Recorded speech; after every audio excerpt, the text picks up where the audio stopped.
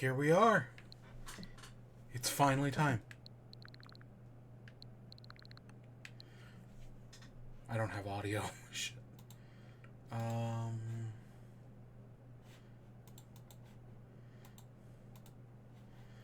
I hate when it does that. There we go. So, here we are. Pikmin 4 demo came out. So, of course, I'm excited to play it. The game doesn't officially come out for like another 20-ish days, something like that. 22. But the demo's available today. I said I'd stream it. So yeah, let's do it. Taking a break from Mario. I'm almost done. I'm almost done with it. Right, old pain. We'll talk about it more on Saturday, or Friday, or Sunday, whenever we do in chat this week. I don't know.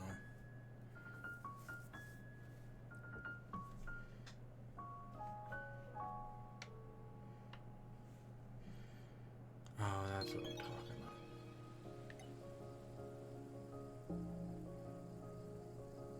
about. Okay, so let's check out story first. You can receive a special reward on your smart device, Pikmin Bloom. Okay. Once you collect 1,500 units of Sparklium and finish exploring for the day, you can import your save data from the demo to the full version of the game. We're just doing one player.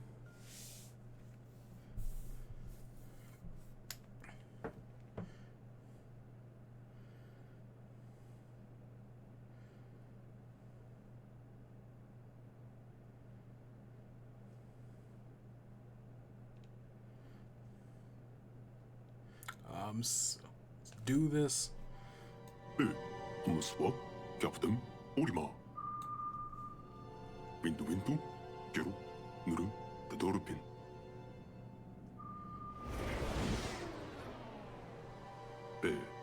Lebli. Imarasto, Dormas Soson, Los Deli.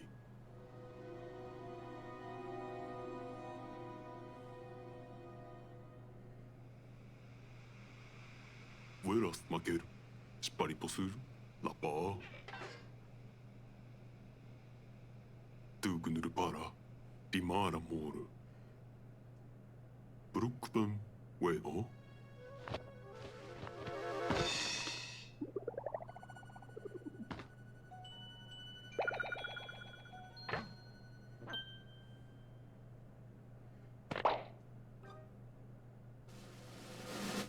Pukna, to Pikmin.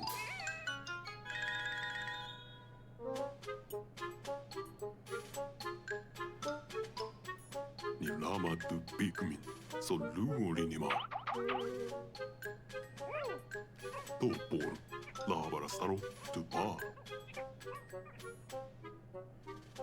Weba, belaba, pukna to.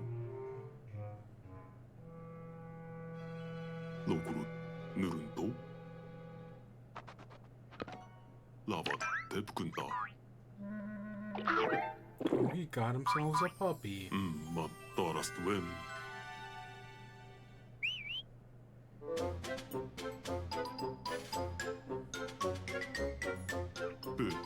Ibugam Lava Rastarmane.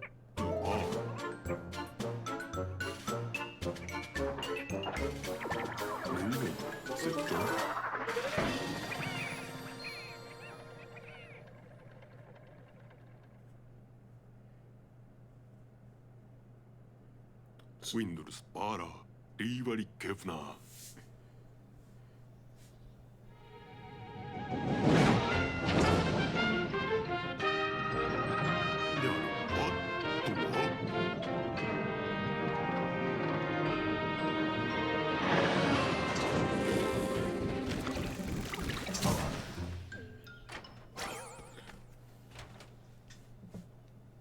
No way we're gonna start playing as Olimar. No.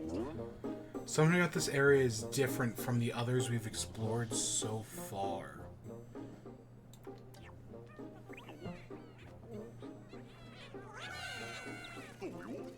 Wait, where are you running off to?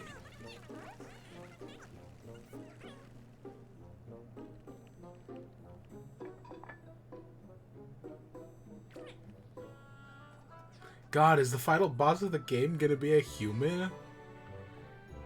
It'd be interesting. It's a little weird.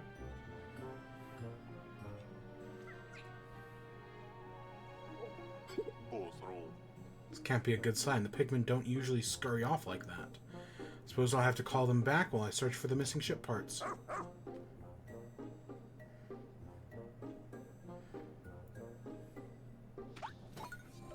Oh my gosh, the game starts with you playing as Olimar.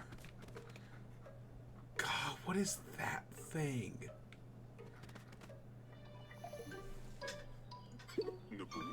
I saw some of the Pikmin headed this way. They could be hiding behind those things. Let's break them and see. When we jump, I'll start charging up the pup's strength. I just need to press X and hold down to take aim. When she's at full strength, I'll let her rush. So does Olimar's dog have a name? Because they just called it the pup. Oh, it's the Pikmin. I knew it. Now I'll use B to call them back to me with my whistle. So this is our tutorial. But yeah, I do want to point out that that opening cutscene is basically the setup to the plot of Pikmin 1. It's obviously a little different because we're here, but it's the same idea. Wish I knew why the Pikmin ran away and hid in the first place. I better make a note of this in my voyage log. Never know when this kind of information will prove useful. Now how to phrase it.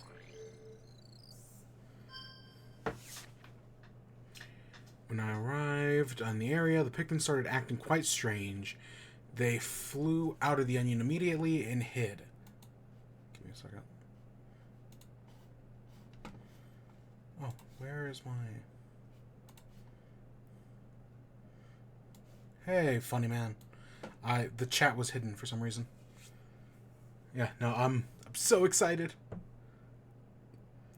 Immediately hid. I can't find my spaceship parts without them. I suppose I'll keep looking for them and can call them back using my whistle. I need to find my missing ship parts, but it will be much easier if I have more Pikmin to help me.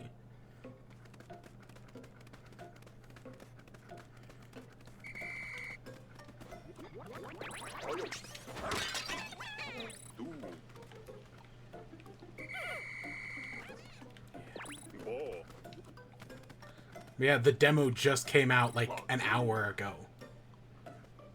So I was like, oh yeah, let's do the demo.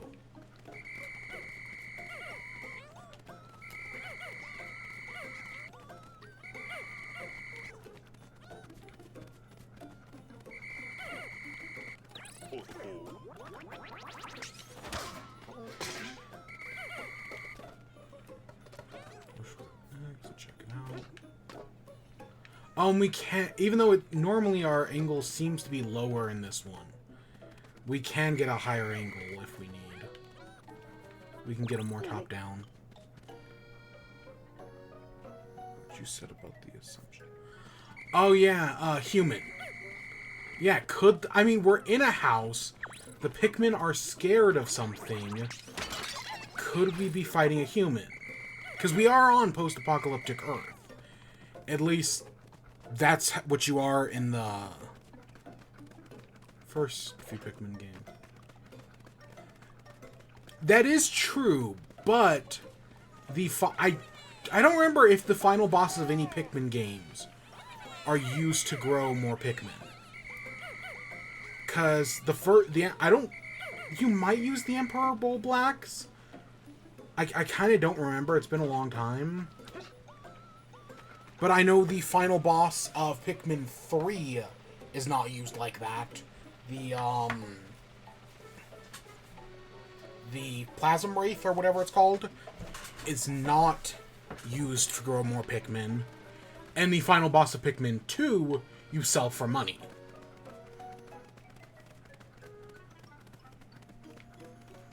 So I think normal bosses, yeah.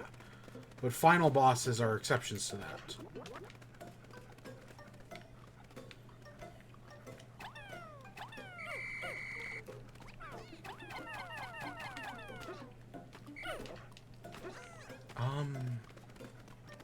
Maybe I can just whistle them.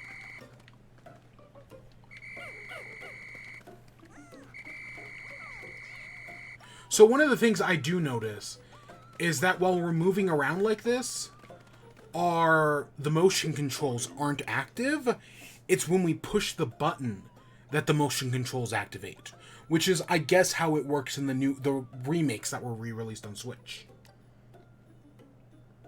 Perfect situation, relying upon the powerful nose to track down one of those ship parts.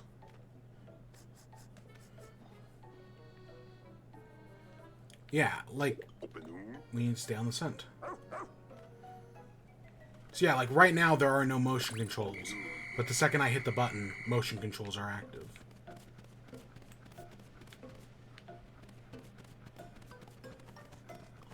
Which I do think is it's a fine change.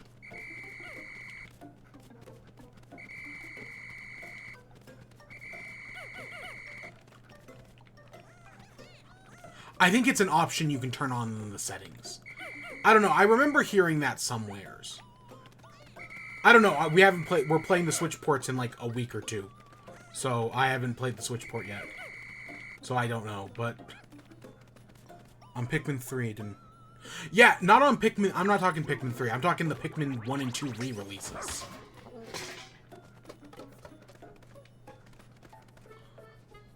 Oh my god, what are you?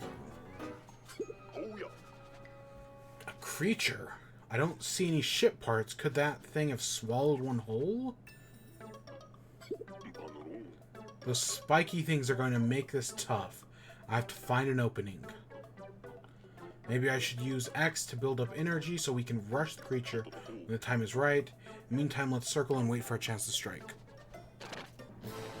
It kind of reminds me of like a armadillo porcupine thing. Oh shit.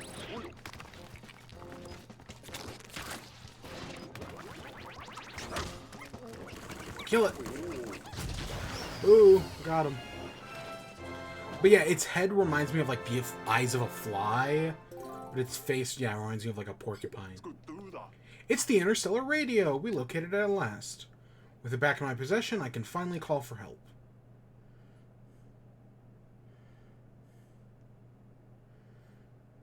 Yeah, it's interesting that, yeah, we're starting off with Olimar, but this is just our tutorial.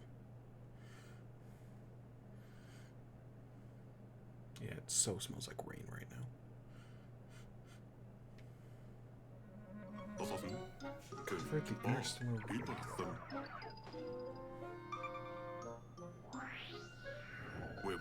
So I immediately sent out an SOS signal. Attach the latest version of my voyage log. Days and weeks passed, but 1 month later, my signal reached the rescue corps. They took off towards the remote planet with noble plans to bring me home safe. I do want to point out that in the original Pikmin, you only have 30 days to save Olimar, because his life support fails in 30 days.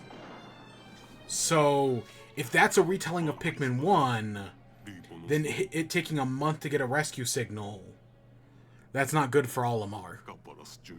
Double shipwrecks are rare and extremely unlucky.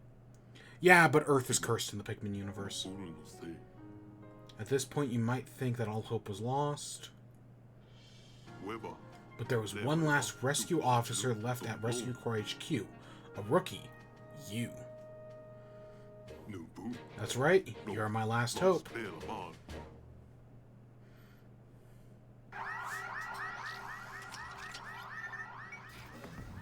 Rescue the Rescue Corps.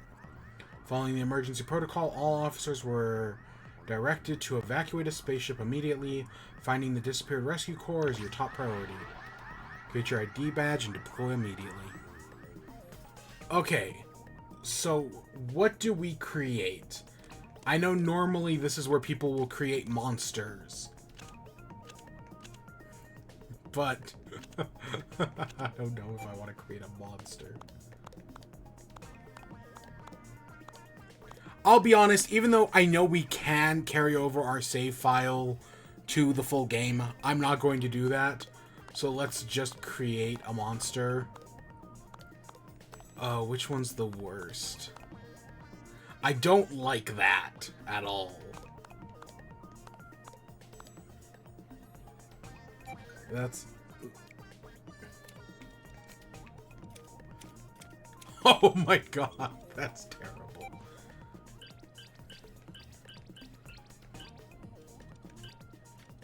Let's do like a bright shade of pink. Oh god, what clashes the most? An orange? Sure, that's fine. Alright, there's our monster. Carrot? Their planet's name is Carrot? That's a new planet, though. It's always, whenever people create monsters in these games, whenever there's a character customizer, it's always pink hair. I don't know, I've seen people do crazy things with, most recently, Street Fighter 6. Rest in the hands of one inexperienced adventurer.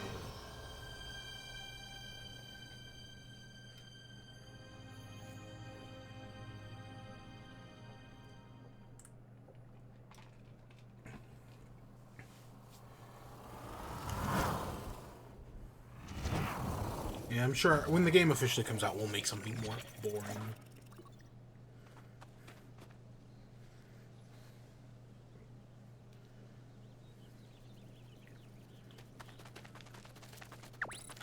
Oh, look at how we run.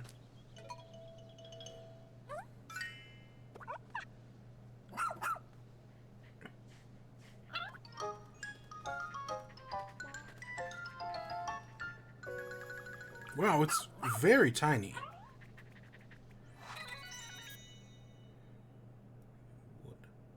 Well, yeah, I mean, this is just the demo.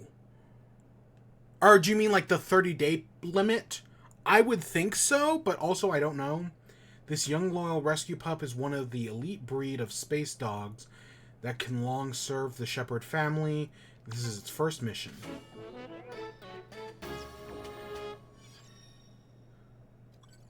You encountered the Rescue Corps' rescue pup, Ochi.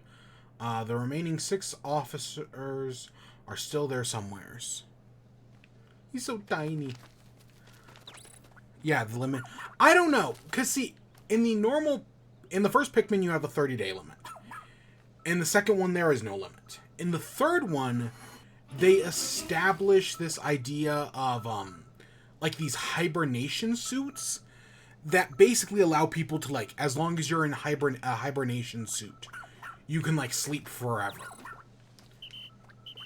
So part of me wonders if maybe it's something like that, like all the Rescue Corps' hibernation suits turned on, because that would give us infinite days.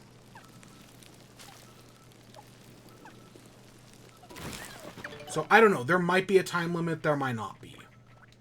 Because again, this one kind of seems like it's undoing, this is like a soft reboot of the franchise. So this is Colin, isn't it? I'm gonna guess this one's Colin. They kind of look like a robot. Like, just look at that. Their hair, their face, the big rosy cheeks. Is that you, Ochi?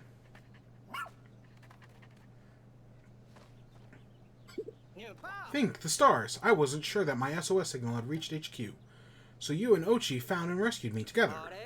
That's actually quite surprising. I've never known Ochi to listen to anyone other than our captain. Oh, I should probably introduce myself. I'm Colin, communications operator for the Rescue Corps.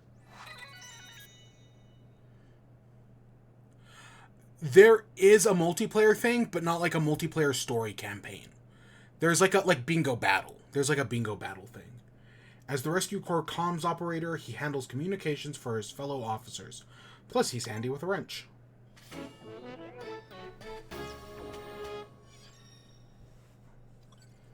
You met up with Colin, the Rescue Corps comms operator. That's one down. Now, where could the other rescue officers be? My path got cut up by a small landslide, and we were hungry. We became unbearable. I decided to nap to preserve my stamina. You're our last recruit, right? I couldn't be more grateful to you for rescuing me.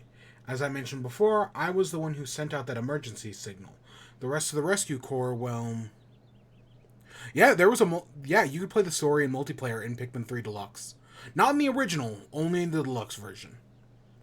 The rest of the rescue corps, well... It's a rough landing. We entered the planet's atmosphere and lost control of the ship. Oh, no. Oh, yes, I've spent days sleeping out here in the rough. There were 6 officers on the ship, but we were separated when we were ejected from the spacecraft. We came to find Captain Olimar, whose own ship had crashed only to suffer the same fate. It's almost embarrassing. Again, Earth is cursed. There's something that makes ships crash. It's like mysteriously hinted at the end of Pikmin 3. That like there's some sort of like mystical force. I've confirmed that our spaceship, the SS Shepherd, landed somewheres over there. But I couldn't reach it on my own. Now that you're here, maybe we can find a way back to it. And if we're lucky, we'll come across a few stranded rescue officers along the way. Oh, before I forget, take this. It's an official Rescue Corps tablet. We use them to share information. Thank goodness I always carry an extra. Tap up on the left side to open up and review your mission. God, character is so ugly. Use the app anytime to confirm what your tasks are and top priorities. I have some other handy apps to share, but I'll install them later when we have a moment to rest. For now, just remember that you can always tap up to view missions. So, the fact that there are missions makes me think that there's going to be side quests in this game, which there have never been in previous Pikmin games. But I think that's a good thing. But if you press minus and select shortcut settings, you can assign different functions to each shortcut button. Oh. Okay, that's the other crew members. Now then, let's get to the SS Shepherd.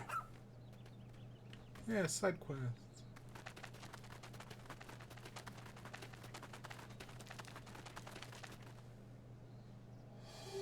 There it is. Yeah, there she is, the SS Shepherd. I can see the ship, but I have no idea how we're going to reach it from here. You know, there's something familiar about this area. I remember something. It's just up ahead. Let's go.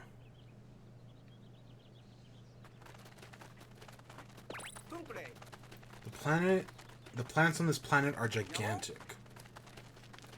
Always make sure this area is safe. Look, that's it. See that big hole in the ground over there? If only we could find a way there, then we could finally reunite with the Shepherd.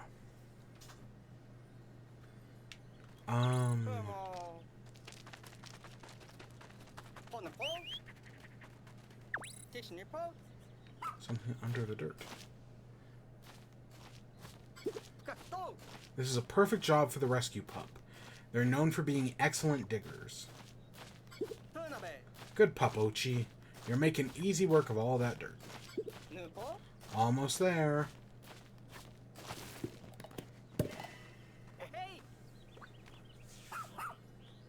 Oh, is that a good pupper? You can see why the rescue pups are the rescue corps' pride and joy. Huh, this looks just like the other hole we saw. Well done, Ochi.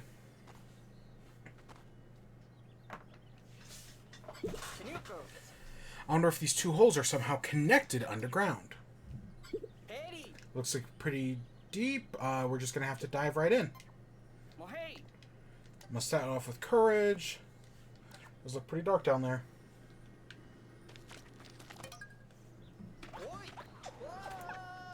Ooh. The Burrow of Beginnings. God, they brought back dungeons. I can't believe it. Everything about this game just has me so excited.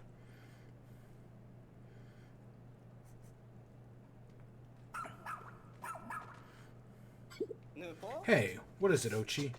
He's trying to tell us something. Perhaps another rescuer is down here. Yeah, so, in the first Pikmin game, there weren't dungeons. In the second one, there were dungeons.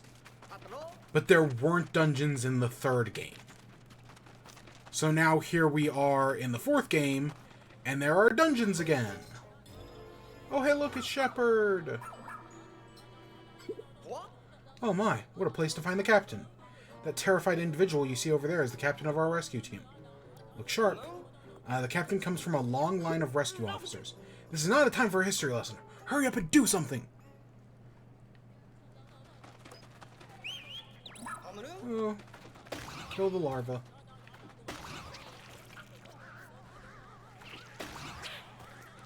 Good job, Ochi. Oh. We better be able to pet the Ochi. Now we can relax a bit. Captain, we took care of the creature down here. Can you get down? I hope so. My arms are almost numb. I've been hanging on for so long. Okay, I can do this.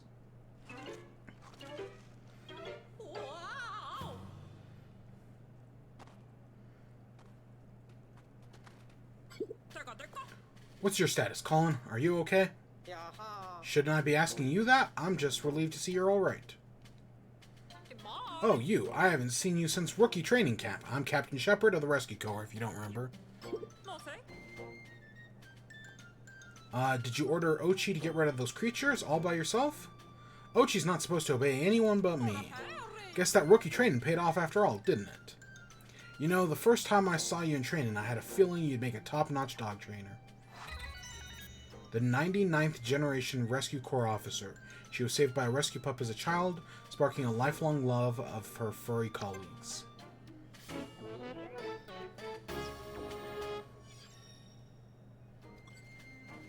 We found Captain Shepard. With the captain here, it feels like we may be some hope for us after all. Sorry to interrupt, Captain, but what are we doing down here anyways? While exploring the surface, I discovered a suspicious hole. I leaned over to take a look inside and fell right in. I wandered around the cave, trying to find an exit when I came up to those icy, icky, slimy creatures. Hang on, did you fall down the hole located near the SS Shepard? We entered the cave in an attempt to reach the very opening. Well then, what are you waiting around here for? Let's get back to the SS Shepard. Copy that. Is there something you didn't say anything? Copy that is the Rescue Corps' way of saying understand. Let's try saying it together. Copy that. Copy that. Very good. Excellent reply.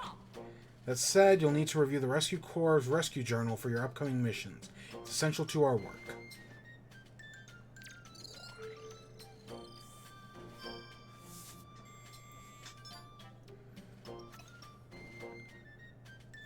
This is where you follow advance left. But captains, both past and present, I have no doubt that the knowledge and wisdom we'll share here will guide you well. Irma Shepard, Captain in Command. You'll be able to access them via your tablet as your need arises, so put them to good use while out in the field. Since Ochi and you have bonded, officially approve of your partnership. I'll be observing you both to see your skills you'll have as a rescue pup trainer.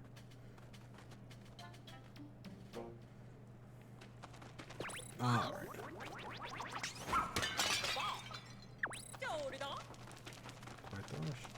God, I love how they walk.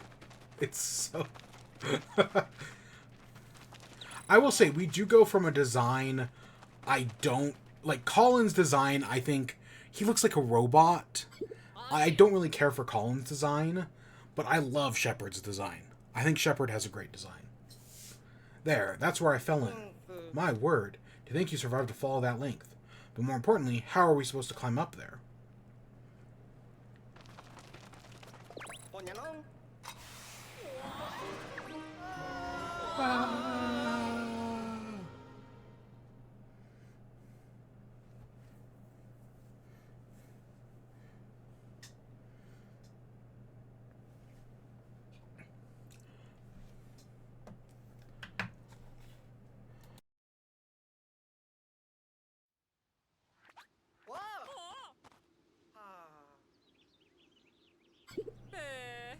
Excuse me.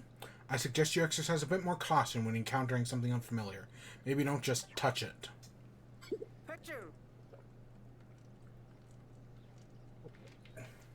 I completely agree. Though in this case, your impulsive behavior did get us out of that cave.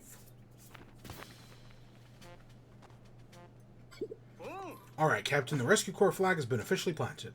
Now for the status report, all the cave-related activities.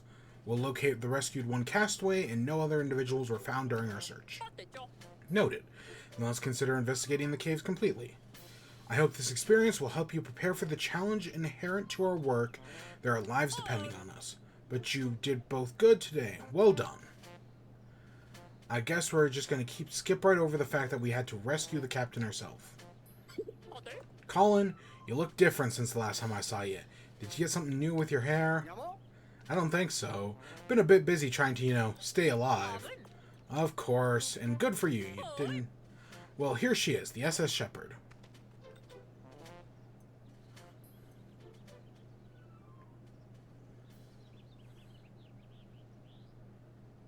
Ooh, what's that, like, bell thing? I see that back there.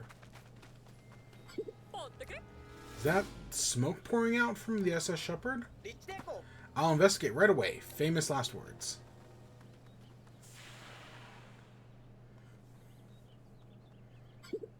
Status report. Upon investigating the interiors of the ship, I discovered the engine had overheated, and that the spaceship was seconds away from total destruction. What? Oh no, will it be okay? It will. I initiated an emergency shutdown and everything's stable. Thankfully, the engine can be repaired. However, the ship's energy stores are now completely empty. So we have no way of getting off the planet, let alone searching for Captain Olimar. Not necessarily. I think I saw something in Captain Olimar's voyage log that might prove useful. Here it is. Take a look at this.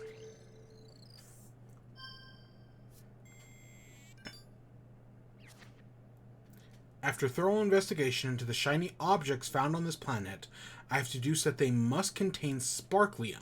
I feel giddy to have found real-life treasure, but my focus must remain on my main objective, finding the missing parts of the SS Dolphin.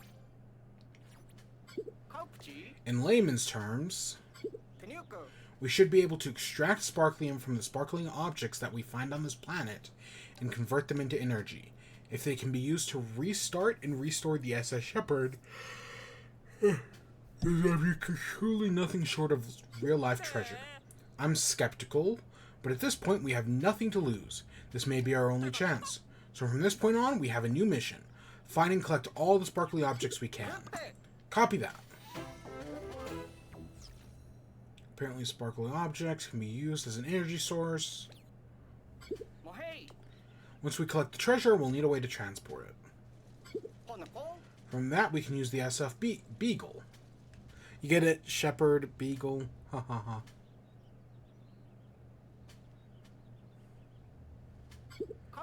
We just need a good place for it to land. Huh, what's that over there?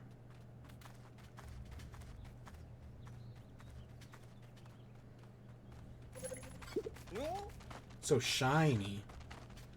Gonna be shiny. Maybe it's some sort of landmark, but not completely sure. Looks like the perfect spot for a base for the operations. Call the ship over.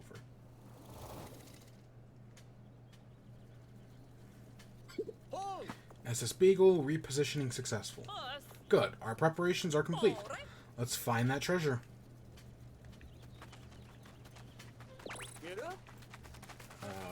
See any sparkly over here?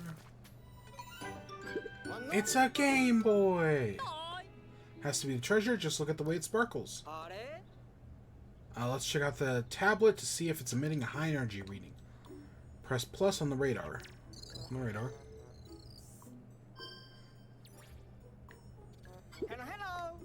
Presence of sparklium confirmed. That star in the center represents the treasure. From now on, you can consult your radar map to check if there's any treasure in the area. I think there might be something back that way. Oh, and there's another one. Excellent work. I'm going to take an auspicious start as a good sign. But how are we going to move it?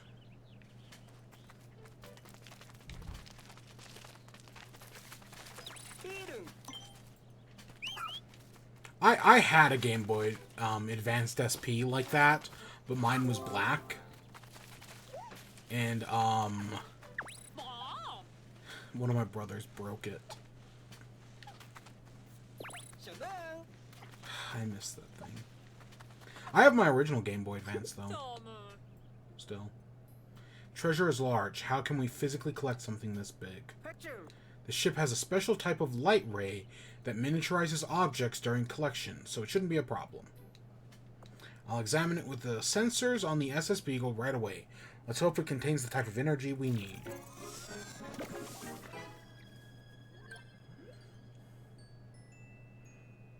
I was gonna say it's just one. Yes, energy detected. If we can collect 250 more units of sparklium, we may be able to restart the SS Shepherd. But the SS Shepherd is supposed to run on high-octane energy. Will this work? I believe we can get it to run on sparklium alone, though it may be a bumpy ride. But before that can happen, we're going to need a lot more. We need to search the area for more treasure. Alright, fork recovered.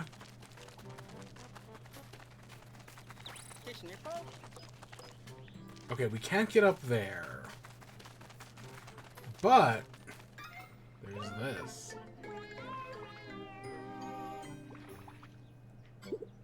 Oh, and we can, like, 3D view it while we're in the cutscene. Is that treasure?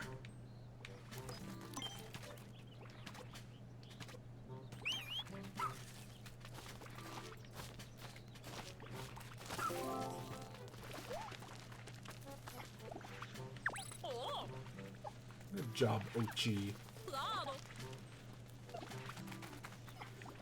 I still can't believe it's smaller than us. I'm so used to it being so big in all the clips. But, you know, it's going to grow over the course of the game.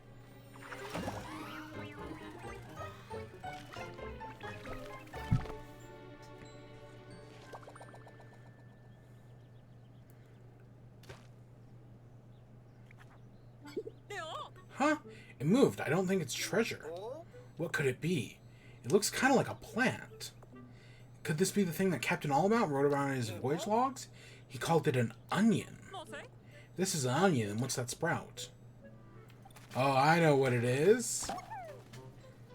It's a Pikmin!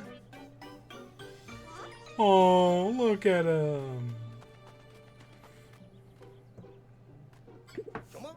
Oh my, I think that could be a Pikmin. According to Captain Olimar's voyage logs, there's a friendly and helpful creature. Well then, maybe we could help us while we're exploring and look for treasure. Look at that. Ochi's already bonding with the Pikmin. You should introduce yourself as well. So Pikmins are cats torturing the dogs that are Ochi.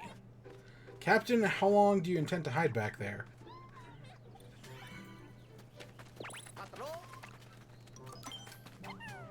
Okay, lock-on seems to work the same. This, I would gameplay-wise, this feels the most like 3. Right, with the lock-on, being able to charge. It's not like we haven't, like I don't think Swarm is back from 1 and 2. The red seedling thing, apparently called a pellet. You feed one onion, it will create more Pikmin. What a mysterious life form.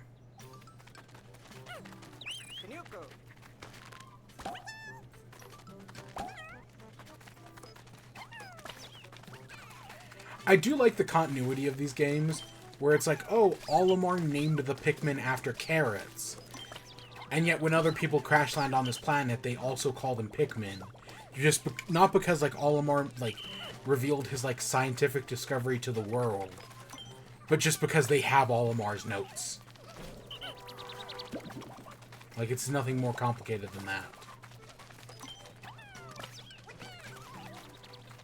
I do hope this giant sidebar with all the controls on it, I hope there's a way to, like, turn that off or that goes away eventually. Because it feels very invasive right now.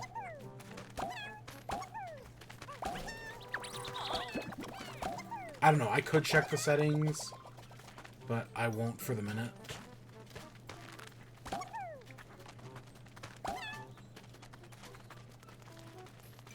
Alright, let's see if we can get this Game Boy.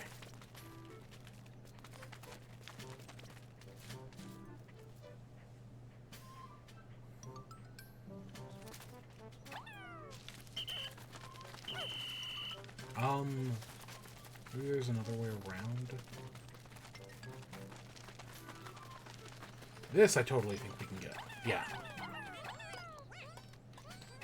And that kind of like locks on.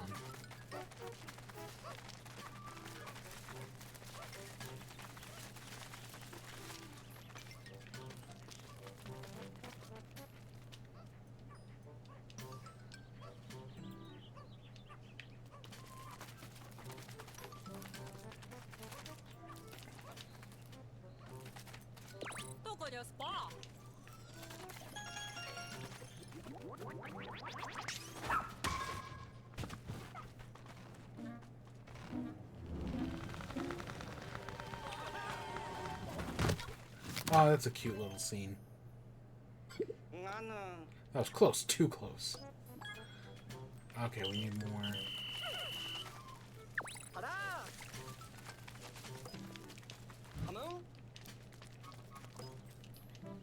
So I think we'll probably be able to rush. At least I assume that's still in the game, but right now it's not letting us. Which is interesting.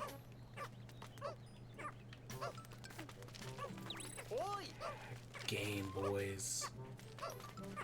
The Game Boy SP was so nice because it was the first Nintendo portable to have a backlight, so that way you could actually like play it in non-perfectly lit rooms. Super convenient. Because I remember when I had on the original Game Boy Advance, I had a little like light, like a little like a desk lamp sort of thing that allowed me to get a better view on the screen. But the Game Boy Advance definitely should have launched with a backlight. That was a big oversight. Thanks a bunch. Or wait, copy that. You nailed it this time. Of course, this isn't quite the right occasion for a copy that, but good effort. Pikmin are very obedient. They move and work like tiny rescue pups.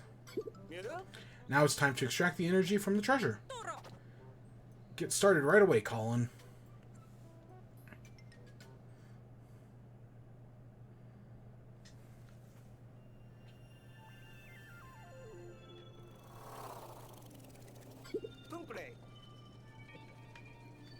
Energy from the treasure will soon be extracted. It'll flow directly into the SS Shepherd.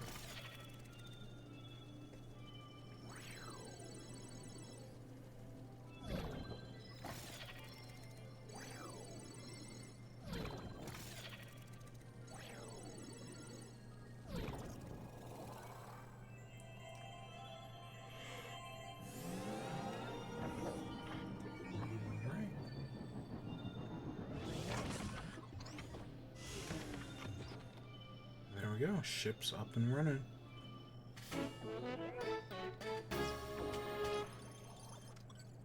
We restarted the SS Shepherd using the sparklium extracted by the treasure. We did it! The ship is back online. We still don't have enough energy to fly, but now we can use the radar to look for our missing rescue officers. Excellent, Collins. Boot it up and see if we pick up any signals.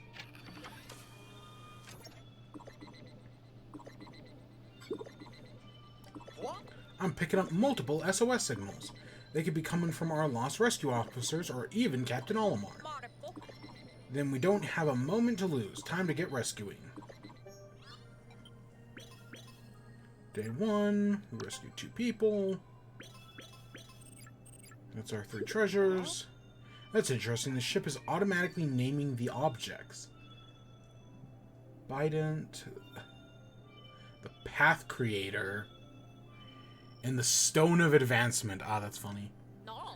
When encountering unknown objects and elements, our mission of all times, so I had a naming AI installed in our new ship.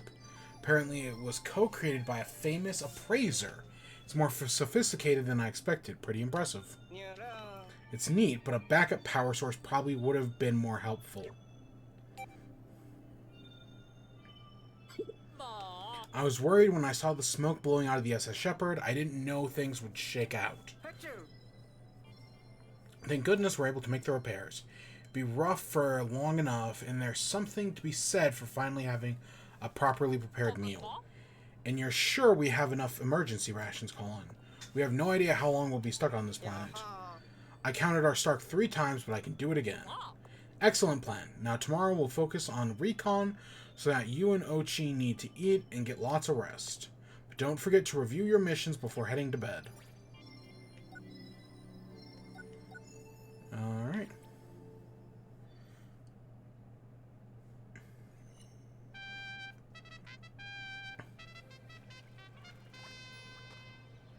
And yeah, it's interesting that we stay down here.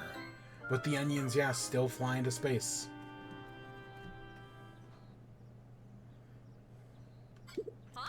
Alright, I guess this is everyone. I called the strategy meeting to order. Copy that. Here's the latest status report. As of today, 2 rescue officers and 1 rescue pup have been recovered, thanks to the efforts. However, the whereabouts of the other 4 rescue officers remain unknown, and the SS Shepherd is out of commission. All things considered, our primary mission as the rescue of Captain Olimar has run into some roadblocks.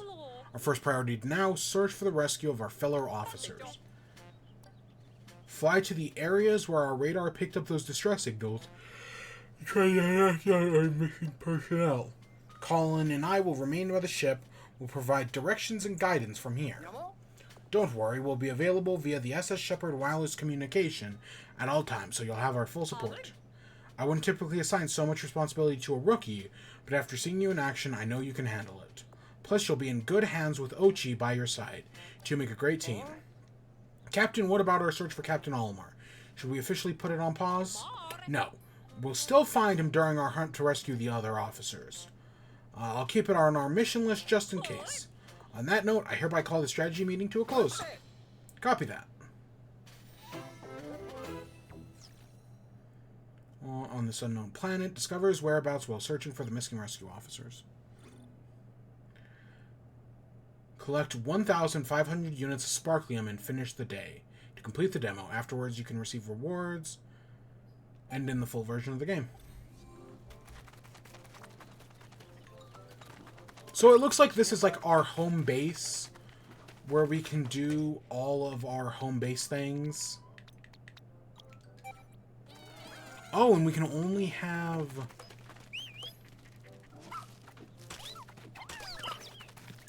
It looks like, yeah, we can only have 20 Pikmin either stored in the onion or out in the field. I couldn't tell. There's definitely some sort of limit, though.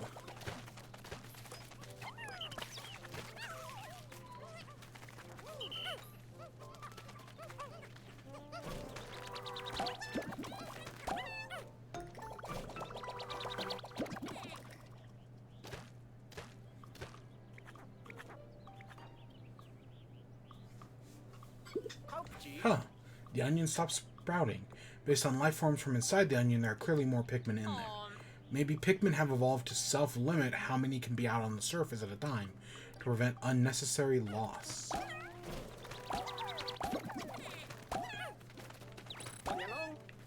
So we start off with 20 Pikmin. Which, there we go. Alright. You'll be pleased to learn that I installed a few new apps on your tablet. I'm sure you'll find them more useful when you're out in the field, so check them out when you have a spare minute. Now that we have that sorted out, are you ready to go and explore? Yep, ready to explore. Which area would you like to explore?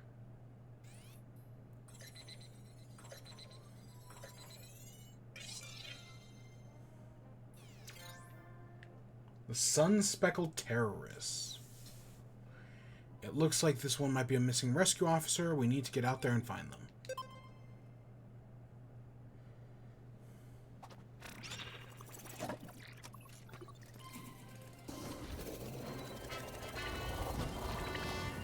Off on adventure.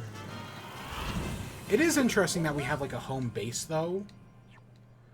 I do wonder, like, it'd be actually nice if we could like build up a home base, because like I know that's where we'll probably be accepting like side questions as we rescue people. It's also interesting that on the progress list, onions are listed. That's interesting.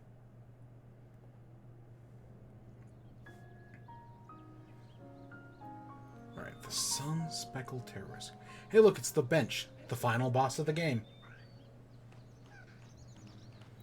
Truly our greatest nemesis.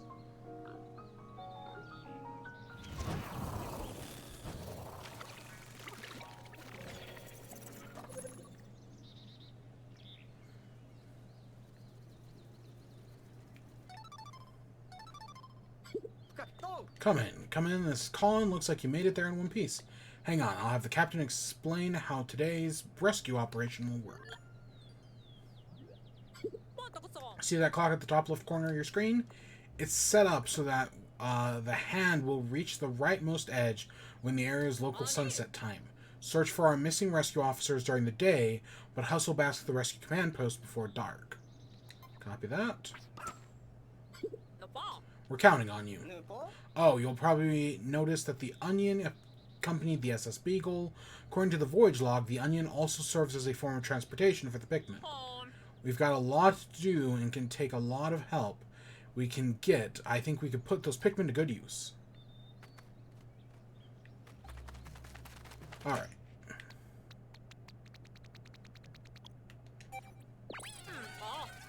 There we go.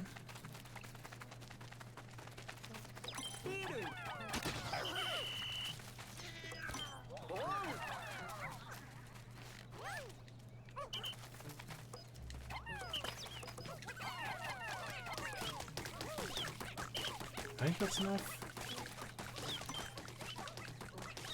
Yeah, I'm disappointed we can't, like, rush or swarm Pikmin.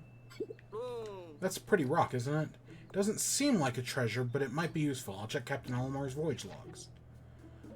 One could mistake these raw materials for a simple stone, but it has more in common with amber and other fossilized biological matter. When heated, it melts into a brown clay and becomes malleable. I should be able to find many more applications for it. I'm a fair hand with machines, but I don't know much about these material sciences. If we had our scientist bat, I bet he'd be able to make good use of them. Collective for now, he'll be excited to have something to work with after we find him. Yeah, I'm kind of disappointed we can't swarm. Or, you know, do the other thing. That's definitely something that'll take some getting used to.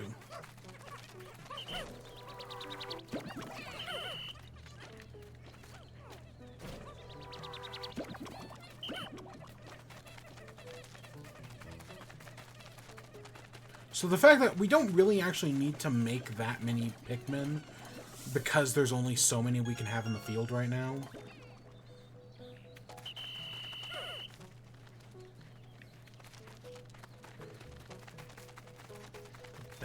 The bench boss.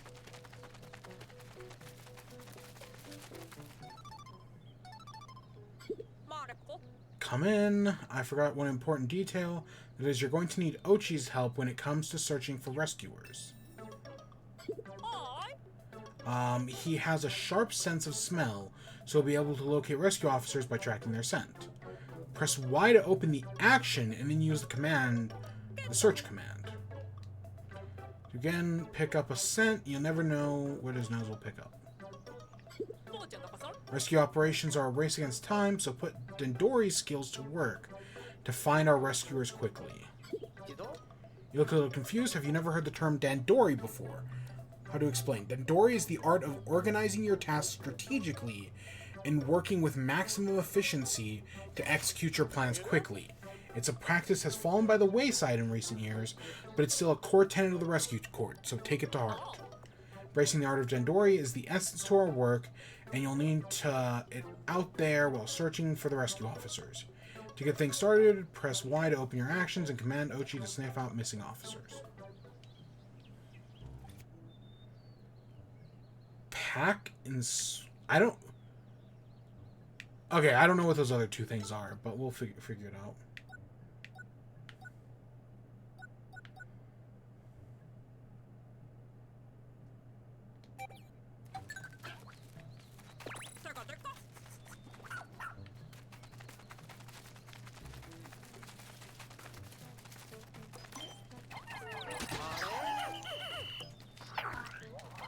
Yeah, I'm gonna have to get used to whatever we have instead of swarm.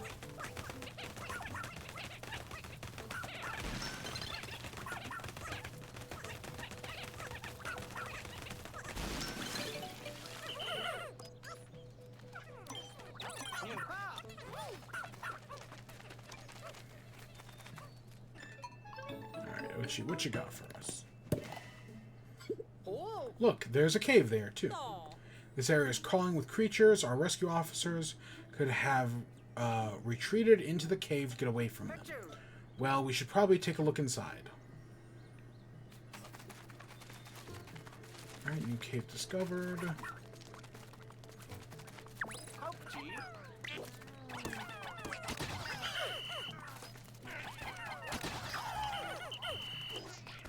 Fishy.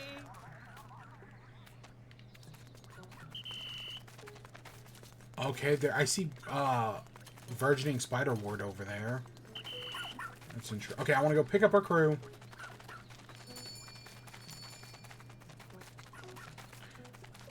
Also, what were the tablet things? Status report. Okay, so that keeps track of our Pikmin numbers. Eddie. Just you were looking at the radar map. Shanang. The system will mark discovered caves and cleared areas with a blank or a blank. If you go to that spot, the symbol will disappear. It's a very useful way to keep track of your objectives. Okay, so that tells us what we've done.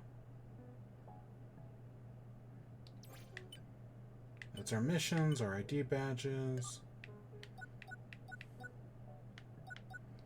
Okay.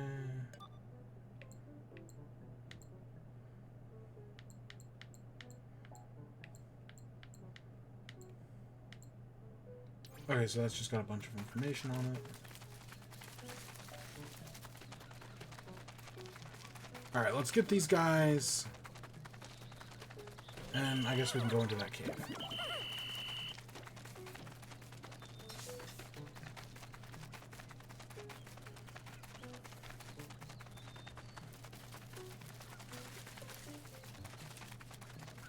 Now, I do wonder if time... Because in Pikmin 2, when you go into caves, time pauses. So I wonder if that happens again here. Or if there might be a voyage log entry related to these coordinates. Last Frost Cavern. I entered the cave to look for the SS Dolphin part. Found a creature that defies the logic of space. It's further surprised by expelling a frigid cold air. Imagine if there were Pikmin that had been acclimated to that cold air. This planet's ecosystem is full of mysteries. Take a look at this Captain Olimar. Certainly thought, though, isn't he? According to the log, anytime you enter a cave, you should take your Pikmin with you. The SS Beagle can bring the Pikmin so you can enter the cave without stopping by base first. The Pikmin that remain on the surface can't just be left out here, so let's return them to the Onion.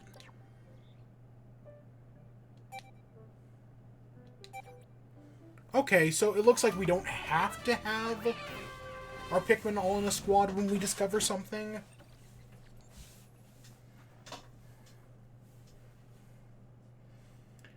Interesting, interesting.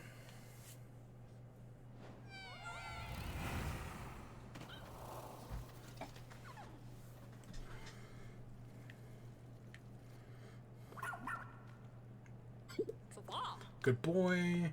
It has to be one of our missing rescue officers. Time to get back to...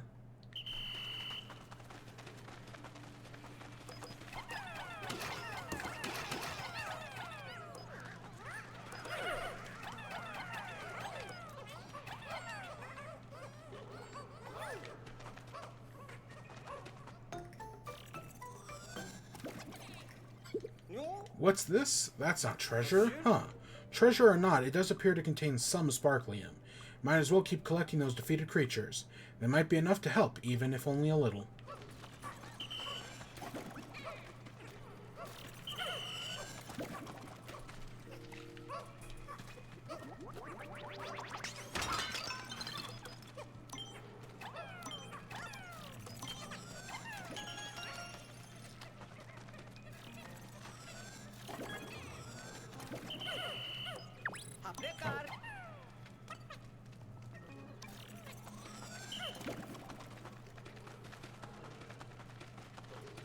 So we have what looks like an icy blowhog. And it looks like it... Is it fighting ice Pikmin? I like that in the cutscenes we can now like 3D view it. That's neat. Bloomed a flower. The substance is called nectar. When Pikmin consume it, it stimulates their growth, apparently. The voyage log says that there may be more. They grow faster. They really are mysterious creatures.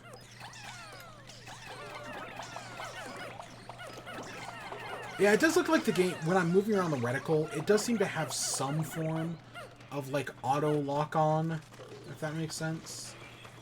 Like, it, like, snaps to creatures.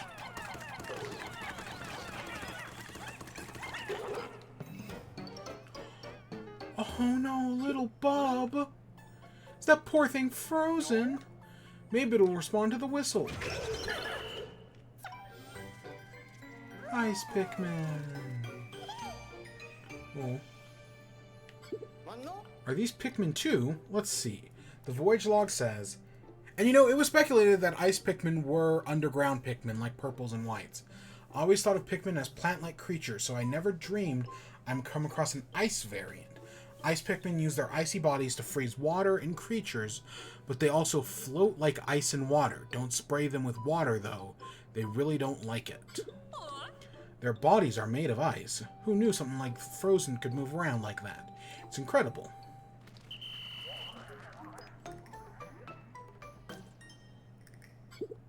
Huh. It seems like a lot of Pikmin in your squad's bigger than normal. Oh, I see. When you're underground, you can have a larger squad because the wild Pikmin you find will join you.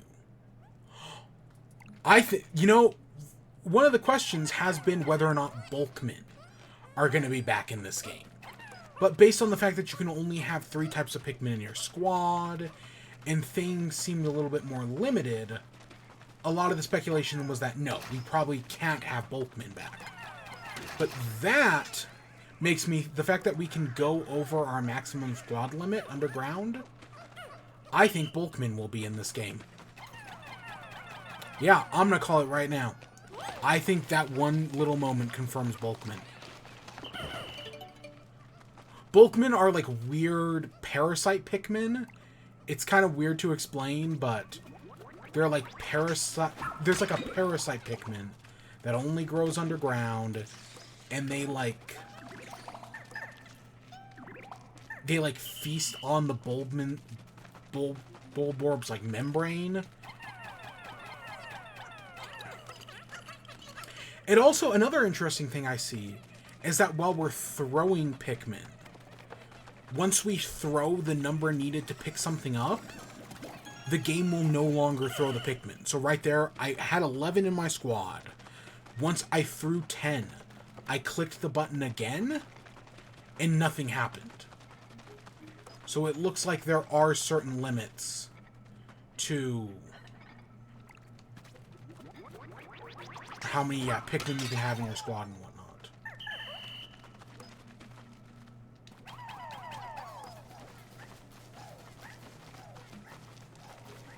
Let's get you all flowered up.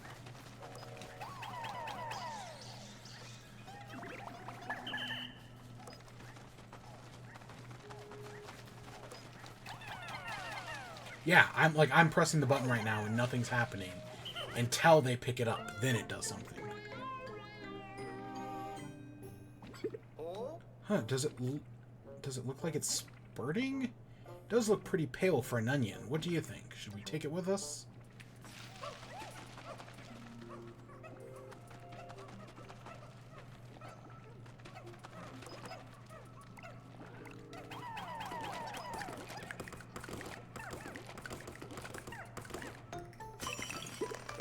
Just like frozen solid. I bet you can break it with a hit now. Give an order to Pikmin or to Ochi. So these weird things that we saw in the trailer are ice obstacles. Because I was wondering about when we saw these in the trailer. Hydro jellies. Okay, that's what they're called. But yeah, they're basically ice skates. Or, you know, whatever we want. Let's take it back to the surface so we can compare it with the others.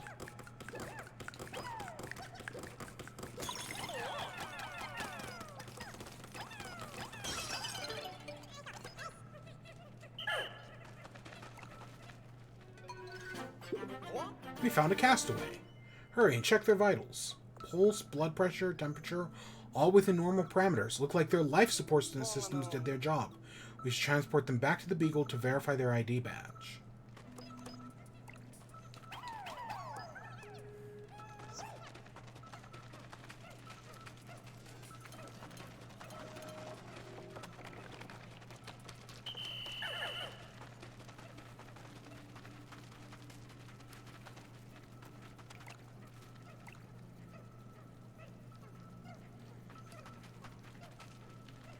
Yeah, I can't believe the Pikmin are taller than Ochi.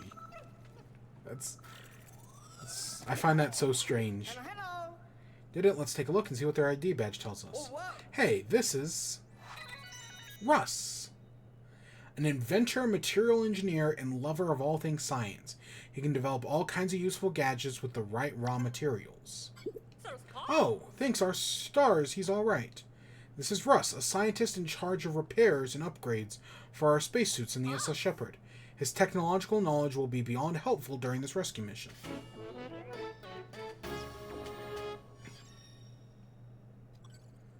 Found Russ. Are you all done down there? Oi. So you can make your way to the exit. Yeah, we got everything. God, I love how we run. It's so awful. I don't remember you running like that in the previous game, but I could be totally wrong.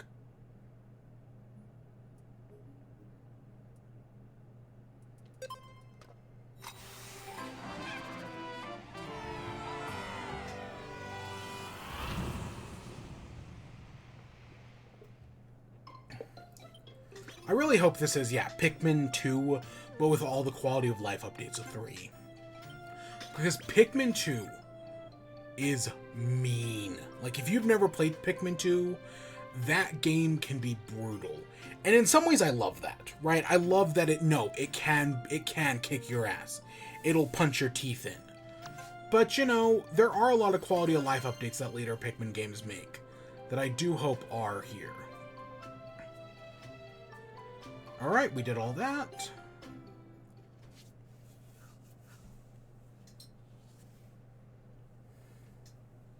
The pebble pitcher.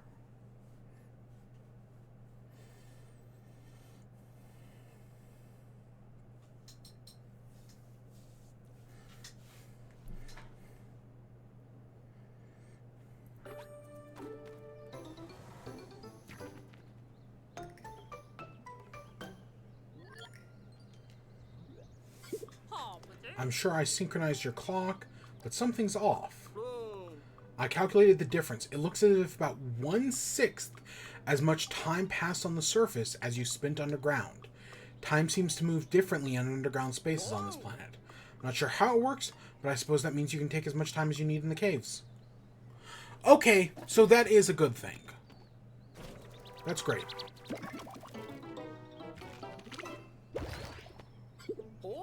Hey, the onion sucked it up. The voyage log says that the white bulb is called a flarlick? Oh, it's like garlic. Okay, I get it. If we bring a flarlick to the onion, it will increase the number of Pikmin it releases onto the surface at any one time by 10. Whoa, that's a really big help when you're exploring. Try taking out more Pikmin.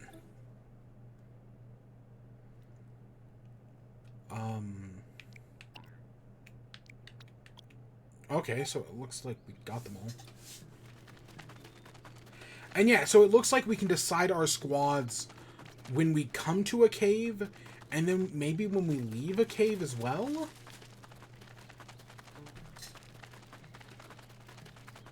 So that is good to know.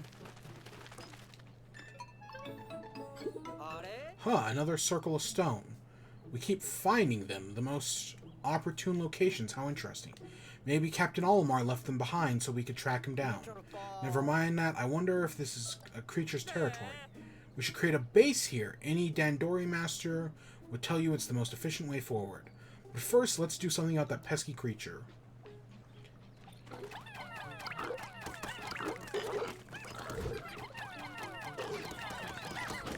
So while I don't think this game is an open world game, because they definitely would have advertised that by now, I do think that stuff like this, like being able to move your base around, is definitely leading towards these Pikmin games one day being open world. Like, if I had to guess, one day we will get an open world Pikmin game.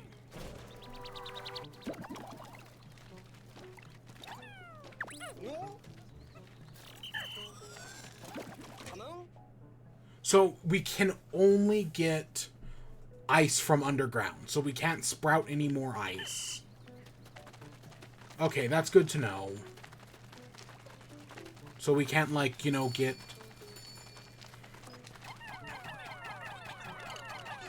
So there's no... So yeah, like purples and whites in the in Pikmin 2, you can't use the onion to produce more ice.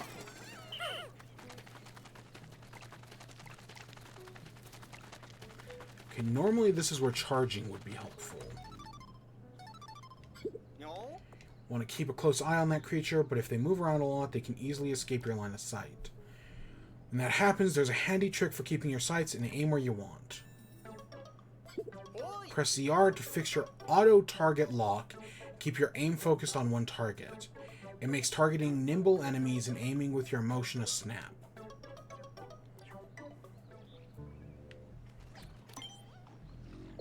You know what I bet? I bet the charge, like to charge your Pikmin, is an upgrade you'll get later in the game. It's frozen. Don't just stand there, now's your chance. So, I'm assuming frozen enemies are kind of like using a purple spray in the second one. But it does look like, yeah, they don't... Frozen enemies don't drop corpses. Which is definitely something we'll have to keep in mind. Yeah, it would be neat if, yeah, there are upgrades in the game, and one of them allows you to use the Swarm ability from the first two Pikmin, while a different one allows you to use the Charge ability. Oh no! I did that on purpose, by the way. Poor Pikmin got shocked. Call them back to B to wake them up. So electricity is not an instant death, which I know some people miss, but I don't really mind. Have I ever had electricity kill an entire squad of Pikmin? Oh shit. Not that I can remember, but I'm sure it has happened.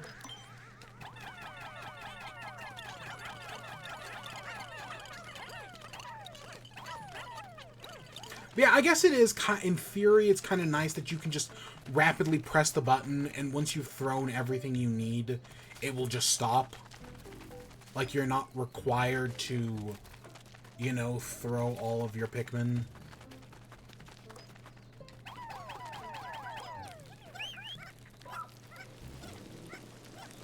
If that makes sense.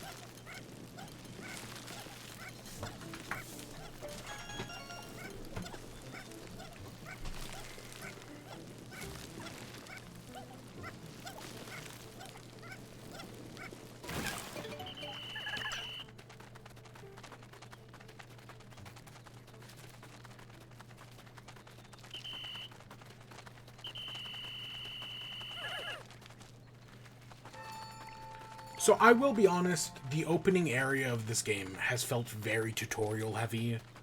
Like, I feel like every few seconds they're stopping us to be like, hey, you should go do that, or hey, listen to that. And that is kind of annoying, but I'm assuming that'll let up once we get farther along into the game. Like, right now it's bad, but, you know, we've literally just started things off, so...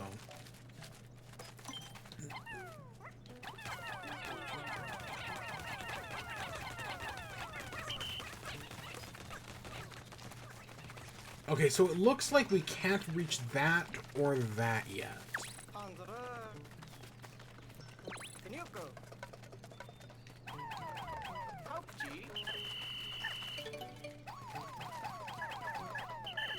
Okay, and I don't know how to get that.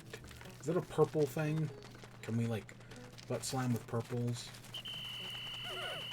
I don't know. We'll find out.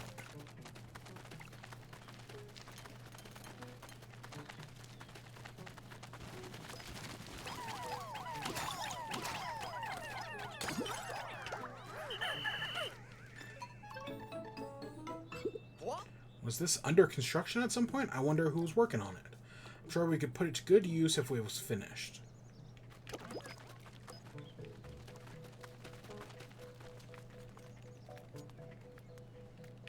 So I haven't seen any bridge parts. But maybe right here? Honestly, I'll be honest, this demo is a lot longer than I was expecting. Like, the fact that it's still...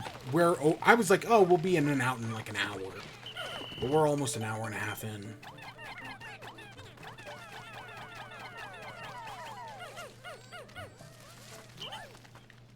Oh.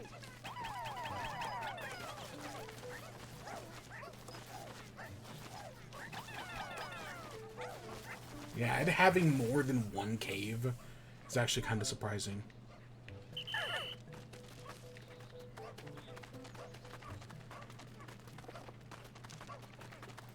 Oh, I guess we could freeze that.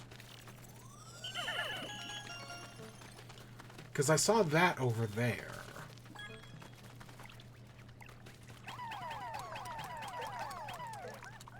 Oh, that requires 30. Okay, we don't have that many. But there's some of our wall pieces, maybe?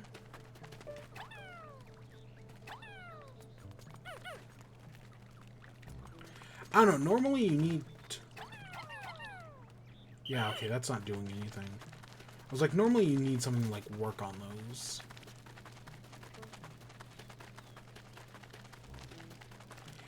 So with those onion upgrades, part of me does wonder if we're collecting them, are we going to be able to have more than 100 Pikmin?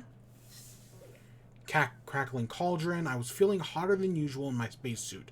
When I looked down on the ground was fire. I panicked, but a red Pikmin just gave me a sidelong glance. Totally unfazed, the fire licked them. They're clearly capable of more than just skillful attacks. So level 1. And it looks like it suggests for us to only take reds. Because it's a fire area. Yeah, I'm surprised there's more than one dungeon in this demo.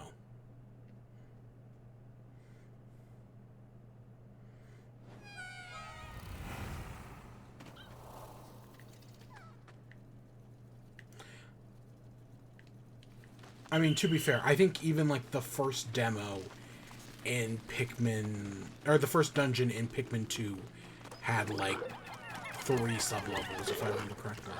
It probably didn't, but it might have.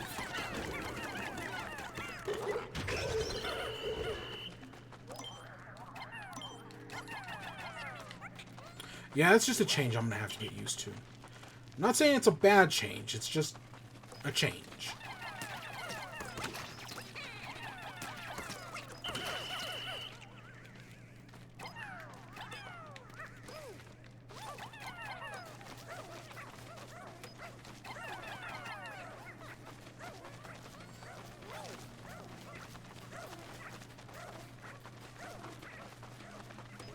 And there's some yellows.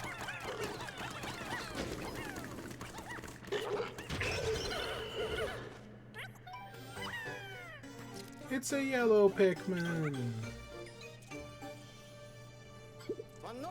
This is a new type of Pikmin. I should check out Captain Olimar's log. I wonder if we had said no to Captain Olimar's log in the tutorial, if we would have gotten less of this dialogue. To be like, oh yeah, you're a skilled player. And there might, again, in the official game, there might be a way to turn it off in settings. I want to say that's how it works in Pikmin 2. Or in the Pikmin 3 Deluxe. You can turn off a lot of the, like, assistant information.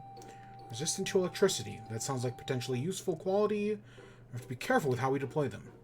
It's given us a lot of Pikmin types very fast. Like, I'm surprised we already have yellows. Normally, those take a little bit more time.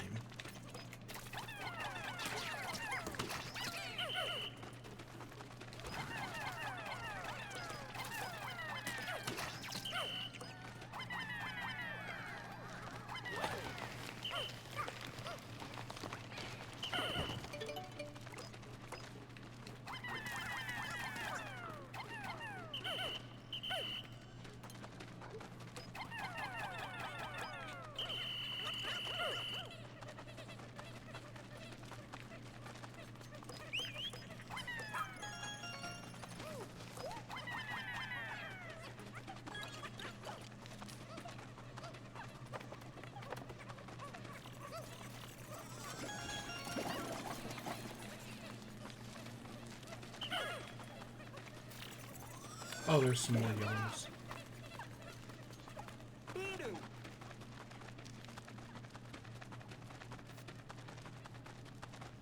And that's the 10 we need.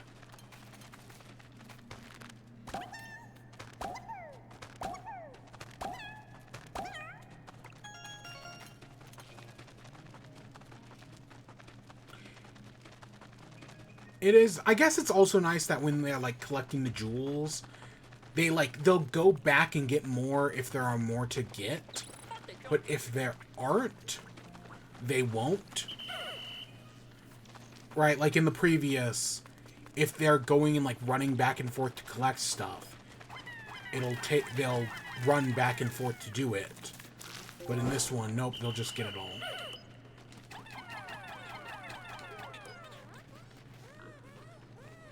And then they'll just return to base.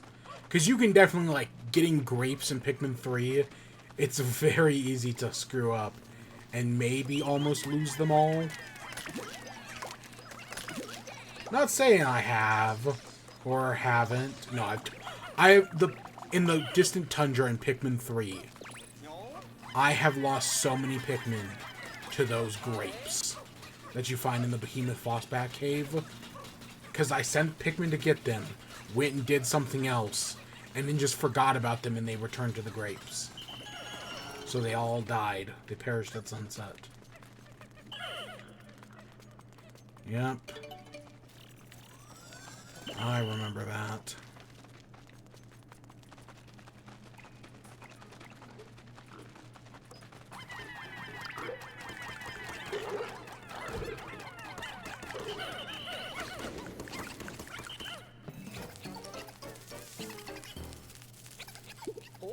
Ah, it's on fire! Quick, put it out with the whistle.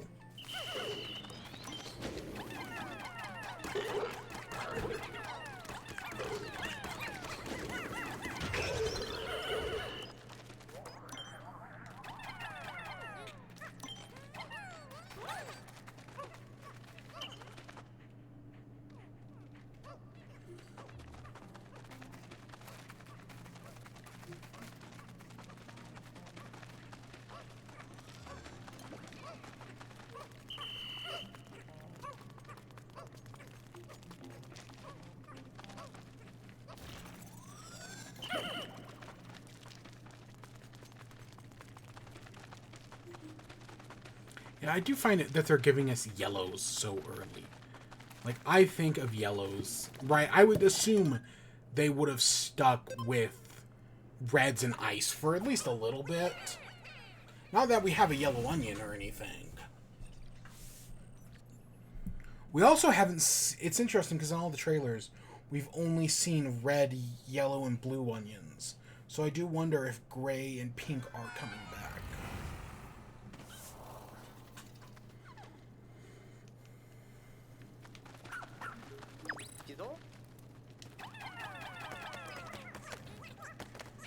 So that's the new map. So instead of a fire generator being, you know, a fire geyser, they now are like these things of magma.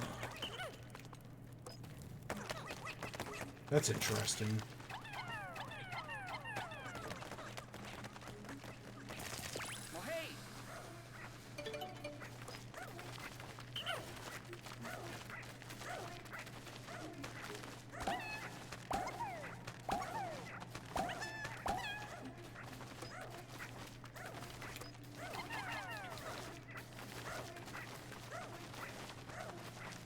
Yeah, no, I like these fire geysers, these sizzle floors, because it's like a physical obstacle this time.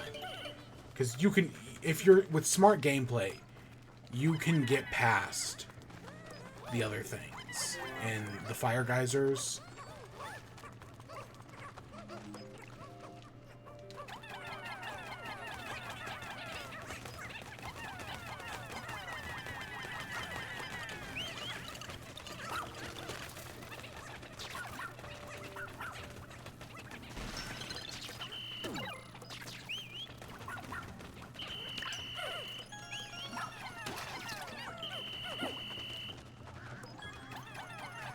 Did he eat that gem?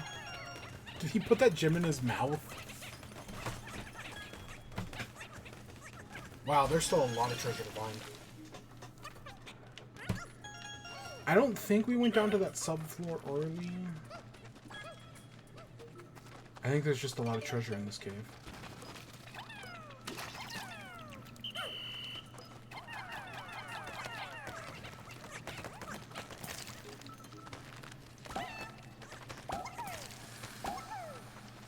That grub better not be terrorizing our guys.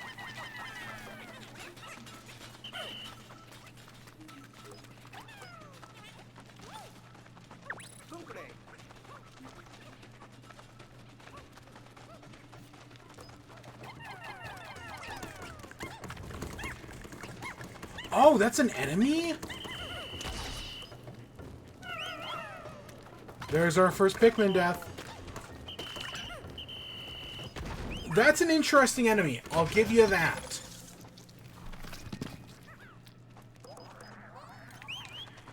It's... yeah, that's interesting. I think Ochi came over through here. Yeah, like, look how close and personal the camera's getting. That's interesting. That's good. Again, I think there are a lot of good changes here. Definitely some I will have to get used to.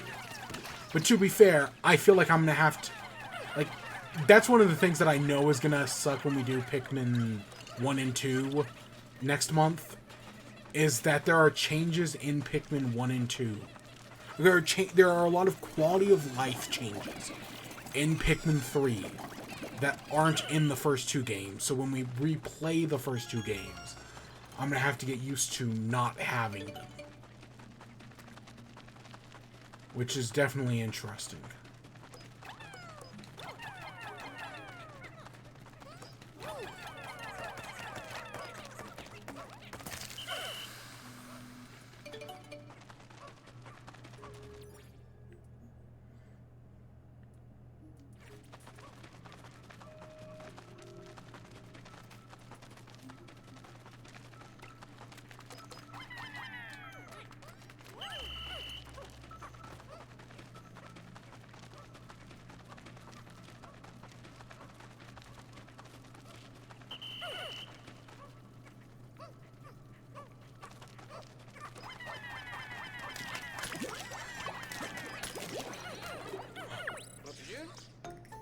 It's ultra spicy spray.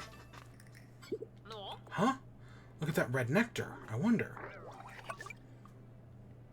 A spray consisting of red nectar infused with ultra spicy compound. Side effects still unknown. I believe that's an ultra spicy nectar that is mentioned in the voyage logs.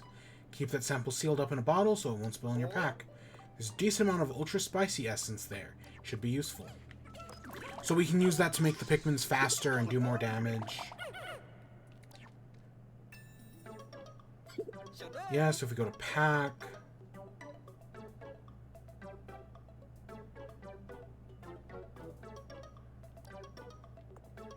find items... what was this called? Scrummy bone. I can't read it in time, but... Scrummy. That's a very British word. Scrummy. I think we might have found another rescue officer. Let's hurry and verify their ID. Schnauz? An acclaimed treasure appraiser who's traveled extensively. His unique techniques were used to develop a leading appraisal AI. Hang on. This is no rescue officer. Who is this? How did they get here? The ID shows that he's a treasure appraiser. What's he doing on this planet? I wonder. Hey, remember that voyage log that arrived when Captain Olimar's SOS signal? Perhaps there were others who picked up his signal, saw the log, and decided to come all this way in search of treasure. Maybe they ended up like Captain Olimar too, shipwrecked and stranded. That's my hunch anyways. I like to think as this appraiser is the only one, but we should keep an eye out for more civilian castaways and be ready to rescue them too. Chances are they're in danger. I'm officially adding this to our mission list. You got it? So... as if we didn't already have enough work, finding Captain Olimar, Rescue Corps, there are also civilian castaways on this planet. So something that does kind of bring up is that in Pikmin... Oops.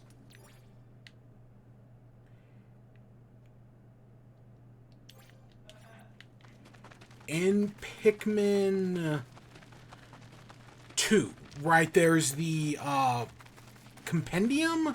I don't remember what it's actually called, but it's the Piclopedia, right, where, like, Olimar keeps a record of all of the enemies you fight and kill. And one of the things that's mentioned, though, in the Piclopedia is that Olimar's not... It's kind of hinted at that Olimar is not the only person writing the Piclopedia. So that does kind of... Again, we're kind of in this weird alternate universe timeline Pikmin 1. So it makes sense that other people have come to Earth and that we're going to be saving them, and we're going to be finding out about other people who are maybe... You know, this guy's an item appraiser, right? It's his AI. Cookies of Nibble Circles, SS Chocolate, Daughter of the Earth, Dusty Bed, Illumination Goo, and Deceptive Snack. Yeah. Because that would make sense. At least that's what I remember. I remember somewhere that being hinted at in Pikmin 2. That even though Olimar might have discovered Earth, he was not the only person to go there. Like, yeah, the president is using Earth to make infinite money, because all the treasures on Earth are very valuable. Because your plot in the plot of Pikmin 2 is to make $1 million. Or Pokos. But it's the same idea. What's the problem? Oh, I see. The Pikmin won't follow you onto the surface. Yeah, there are limits to how many and what types of Pikmin you can have out on the surface at any one time. But don't worry about the rest when you choose which Pikmin to take. Any remaining Pikmin will go to the Onion with the SS Beagle. So that does... Yeah, this is good because it allows us to... Right, we can determine what Pikmin we need in and outside of battle. You know, it's again, it's a quality of life convenience thing.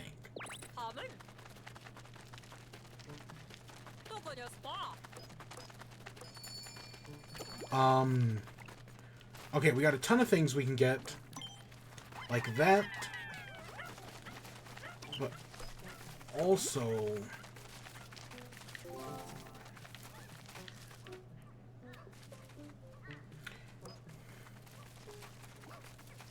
Maybe that?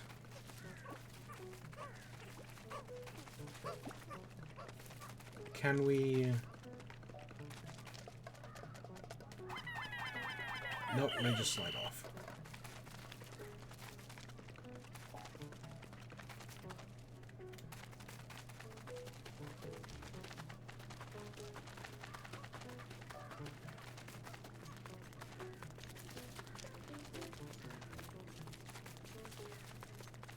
Are you bomb rocks?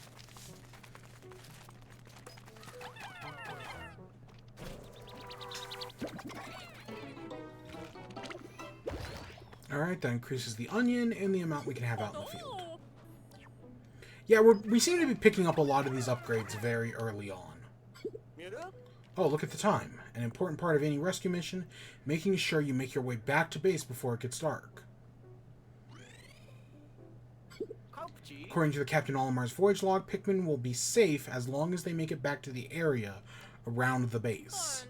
Seems that the creatures get even more aggressive at night. When you Pikmin are separated from the squad, you better collect them now. Alright, so that's our hurry up.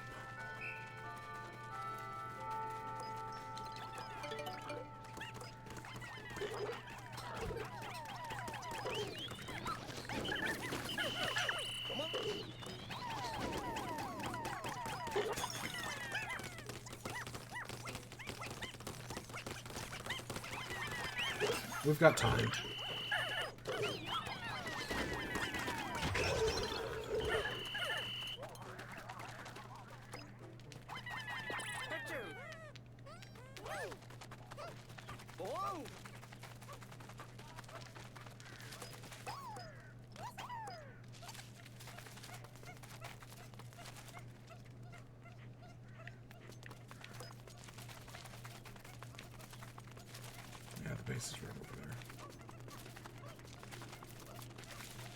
Yeah, and it looks like we're going to get a third day as well. This is very surprising. I would have assumed... Maybe it's because we weren't as efficient with our time. Come on, make it back.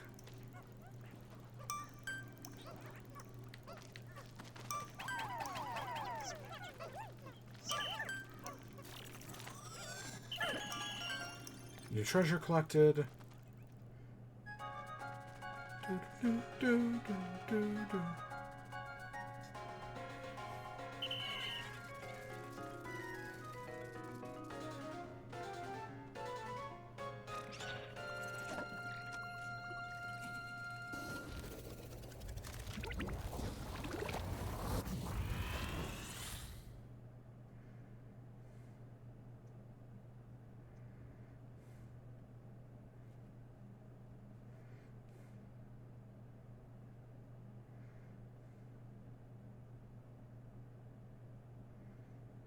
Oh my... It's fucked up that the Game Boy Advanced SP is almost as old to Pikmin 4 as the Game & Watch was to Pikmin 2 when it came out. Yeah, about 20 years. Holy shit. Alright, we got a bunch of Sparklium. An Aspiration Ritual Ball. I thought it was like a rubber bouncy ball, but no, it's wooden. Huh. 26% progress in the area. Welcome back, Russ. Glad to see you made it here in one piece. Hehehe. Of course, Captain. I had no doubts the emergency escape system I developed would function perfectly. Hey, look, a character actually gets a voice. That may be, but it would have been helpful if you'd showed the rest of us how to actually use it. One would expect emergency escape devices to be a bit more intuitive to use in the event of an emergency. Anyhow, now that you're back, Russ, can you tell us if you came across any rocks like this before we found you? Hehehe. Oh, Colin. Not only did I see them, I've already completed a very thorough research of the matter. I discovered that when heated, the rocks become soft and malleable and can be shaped into any form you desire. Its base properties can even change when exposed to different stimuli. It's a quite versatile raw material indeed. Cool, doesn't even begin to describe it. This is the ultimate biomass I've been researching my entire career. Currently upgrading the 3D printer so we can put this miracle material to use as soon as you bring it to the SS Beagle. It will be crucial to my work in the lab and any other building needs that might arise. What a spectacular update, Russ. I hope bringing other material scientists would keep our success. Starting tomorrow, I'm expecting our rescue operation to go even more smoothly than usual now that you're here. We should be able to find our rescue officer more quickly as well. Speaking of which, we've also discovered a few castaways besides our own rescue officers and Captain Olimar. There may be more. What should we do about them, Captain? There's only one thing we can do. Rescue them, no matter how many there are out there. Once they're here, I'm confident you'll take good care of them, Colin. Copy that, Captain. Another task for the to-do list.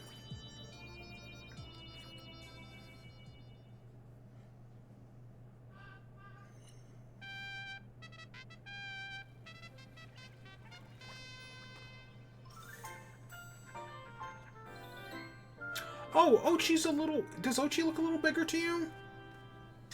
He's definitely a little bigger. What? It's just me, or did Ochi go through a growth spurt overnight? That's actually quite typical for his breed. It's a sign that he's now fully grown and qualified for more rigorous activity. The Pikmin surely are playful today. Yes, they appear to be letting their guard down now that Ochi's come into his own. Just glad to see them getting along. Right. Another benefit of Ochi being grown is that he can build up his pup drive while completing missions. With regular training sessions, he can learn new skills that can be useful into everyday rescue operations. For the look of it, Ochi is ready forever to fill up the pup drive.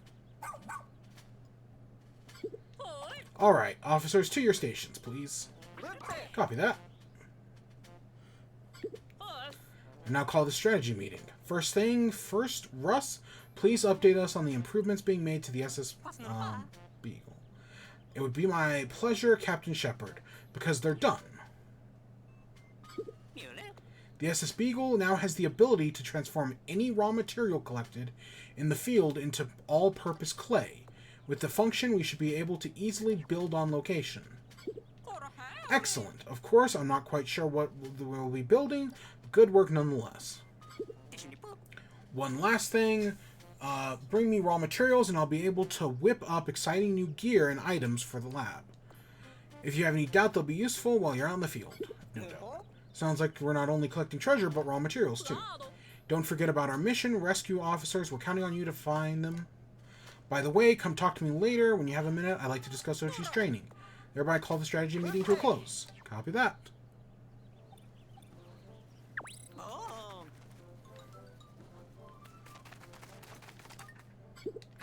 Let me introduce myself. I'm Russ, the resident brains of the Rescue Corps. I use raw materials you find on my handmade components to create all kinds of items and gears for use in the field. I can proudly state that all my inventions are perfectly perfected. You could even say I have it down to a science. In exchange for my materials, I'll provide you with new gear, contributions, make it possible to continue my important work. I may run out of components from the time to time. If that happens, just visit the lab the next day. Alright, there's a side mission. Acquire all the gear. We got a survey drawer. Here it is. This is what I've been waiting for. The charging horn. Yes, I will take that, please, and thank you. Scrummy bone. When Ochi is injured, this will heal him instantly. When he is in perfect health, it will temporarily increase his HP. The life-saving item will protect you from getting knocked out. Plus, it detects your low HP and automatically heals you. And the Pick Carrot. This handmade hand-picked carrot have a paralyzing effect when eaten. Perfect for stopping and baiting creatures. So yeah, Pick Carrots. Oops.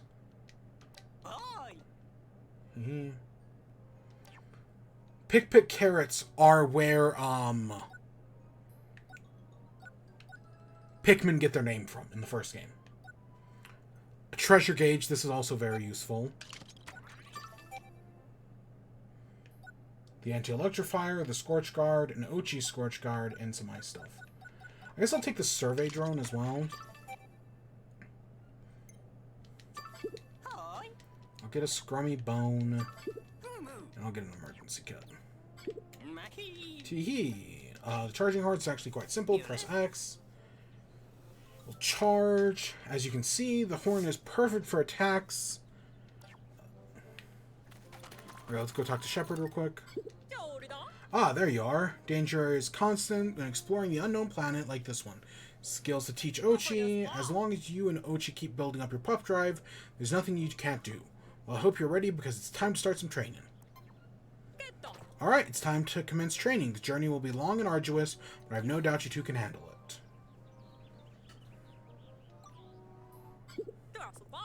The Rescue Pup Training Curriculum has been passed through many generations. If Ochi's pup drive is built up sufficiently, he can train and learn new skills without a problem. As for what skills he can learn, depends on the rescuer approach the two want to take. Go the buff path if you want to carry heavy things, or the chomp path if taking creatures is your priority. But keep proper Dandori practices in mind. Let's learn buff. Alright, he learned good boy. Put everything into that. What a good Ochi, yes. Here, you can have a special treat. You complete a training, you'll get a scrummy bone. Give it to Ochi as a reward for me.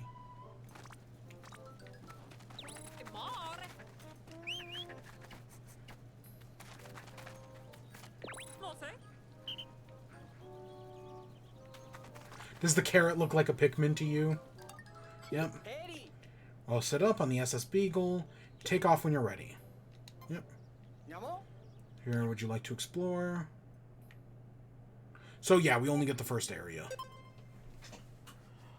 I do wonder. So if the SS Shepard is led by Captain Shepard, I do wonder. Oh, I didn't. We should have looked for that guy. Whatever. It's the demo. I do wonder if since it's called the SS Beagle, is our protagonist's name Beagle? You know, it's like how in every Pokemon game, even though every Pokemon protagonist, right, you can just name them whatever you want, they usually do have names, right? Like in Gen 6, their names are Callum and Serena. In Gen 5, they're Hilbert and Hilda, I think, or something like that. In Gen 4, it's Lucas and Dawn. Stuff like that. Come in, come in. As we discussed earlier, Ochi has grown a bit, so this morning I decided to drill him on his jump skill. Yeah, I bet the default protagonist's name is Beagle. Because I want to say they all have dog names. Colin, Russ.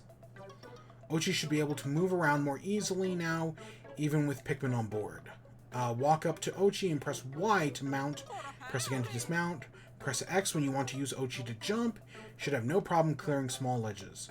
If you keep holding X after you jump, you can build up his power. Hit something with a rush to launch Pikmin on its back and have them land on your target. Using jump will give you access to such areas, and a good rush can be game-changing. Alright, so we can get our Pikmin. Now, I see that auto. That's convenient. I don't know. I usually try to balance my Pikmin. Now, we should have gotten this, so we can make these now. I believe we can turn this partial construction into a vital asset. We'll process raw materials into clay at the SS Beagle and use them building materials to finish the structure. Materials are only available when brilliant minds give a higher purpose after all. Once you're at a construction site, simply direct your Pikmin and Ochi to start building.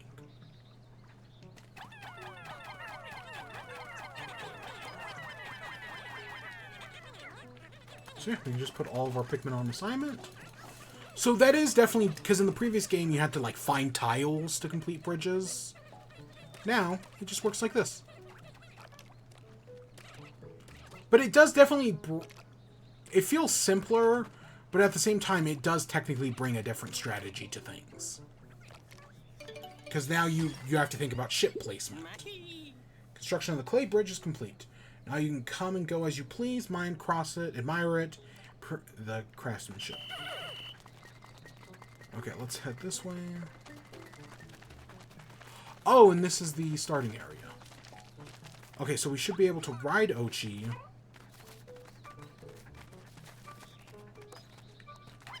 Oops.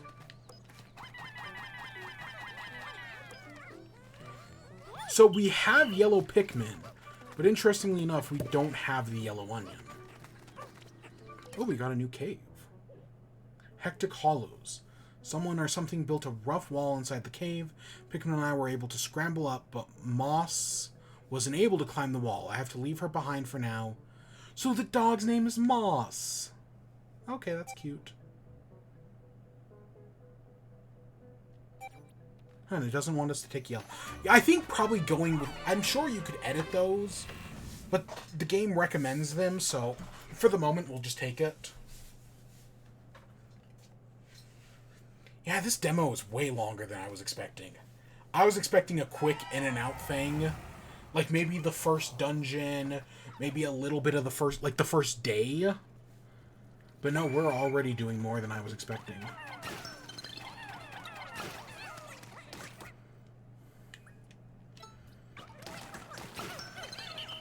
I think that's interesting.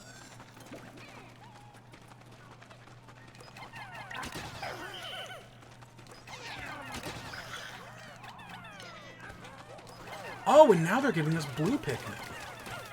Yeah, it's interesting that they're giving us the Pikmin before giving us the onion. I do find that fascinating.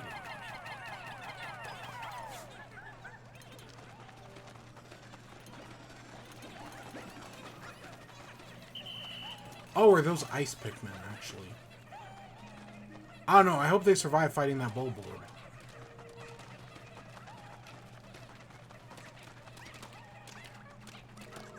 They look like blues, though.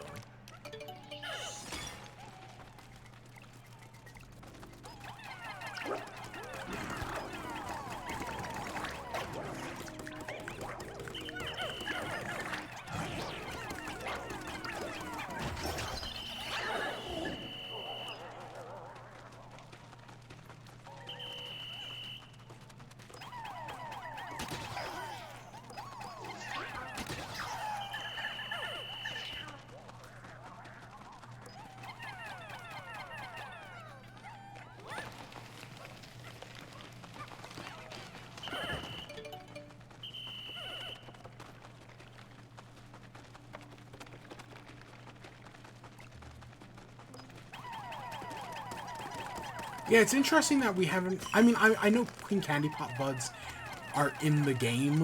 Like, I want to say we saw them in one of the trailers. But yeah, it's interesting that we're just finding random, like, ice Pikmin just kind of hanging around.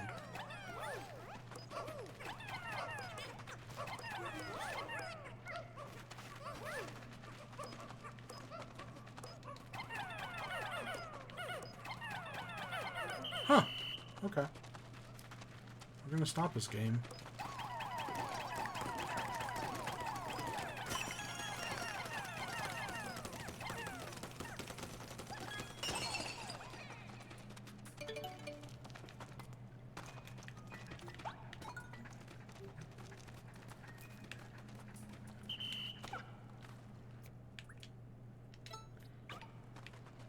I wish there was one less button pressing that menu. That if we just, like, hit the Y button to open up the menu and then select dismount, it just dismounts. Instead of having to, you know, hold the button. It is nice to have the treasure gauge now, though. That way we don't gotta worry about it. Even though we do have to go back down to get more of those.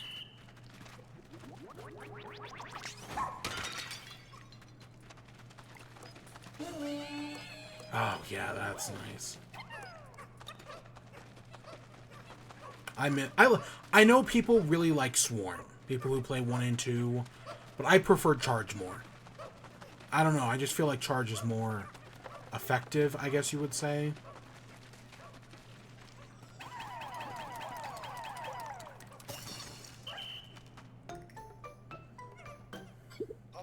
Whoa, amazing. The water froze almost instantaneously.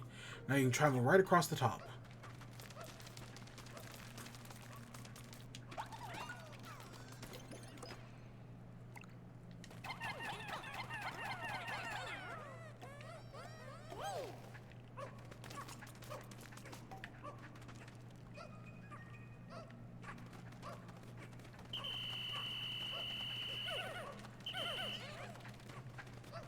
This should be the last treasure. Oh. Okay, cool. And then there we get that warning. Now, does this give us the last... And does the demo instantly end? You did it! Really great job. With all the energy you've collected, we can continue the restoration of the thing. No? Okay, it looks like we have more time. It hasn't cut us off yet.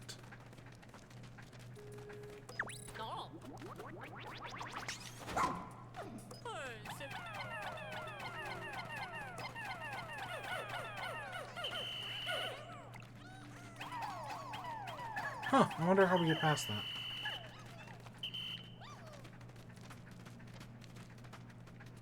Because the treasure gauge turned off, so... Looks like we're good. Yeah, I'll be honest, those clay crystals, those crystals that we can turn into clay, they remind me of the Zonite from Tears of the Kingdom. Where, right, we can use them to do things, like get upgrades to upgrade our battery pack, or we can use them to, you know, make things. Kind of like the Zonite, where you can use them to do new weapons or anything else.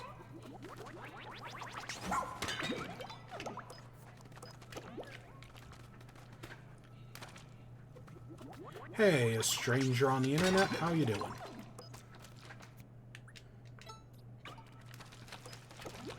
Let's get some of you guys all flowered up.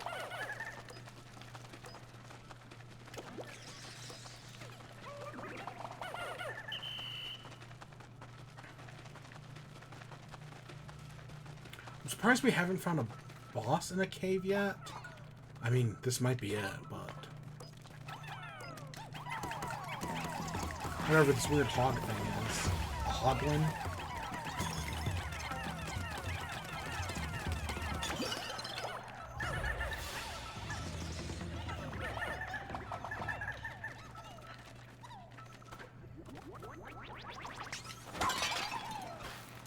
Oh, we got even more guys.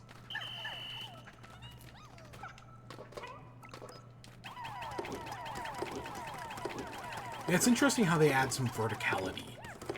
Now that we have the ability to jump, there's so much more verticality they can add to the game. Because you can't jump in any previous Pikmin game.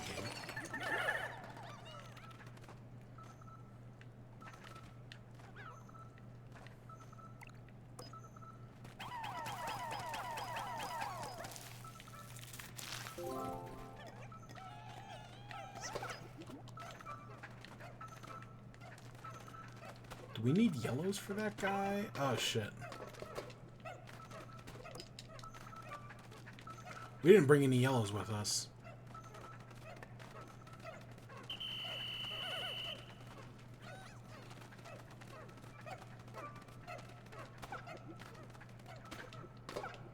That's no good.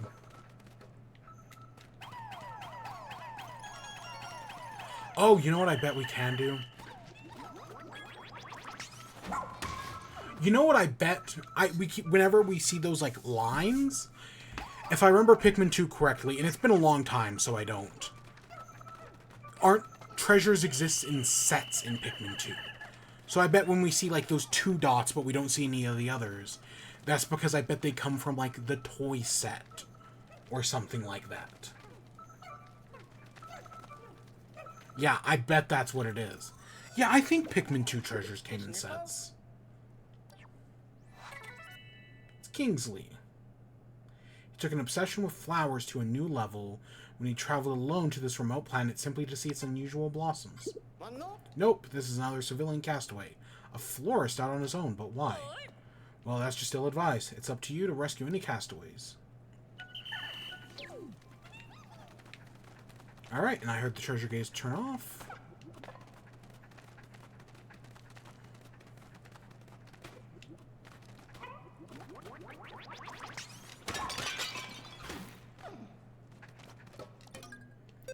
Go back to the surface.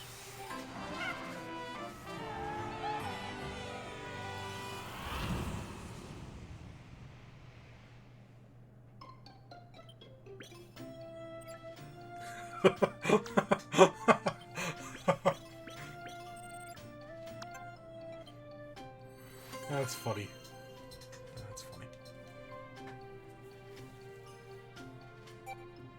I mean, there is the total possibility that we find an ice onion later, but, like, nothing's guaranteed. We do now have 30 ice, though, so that means we can freeze that water.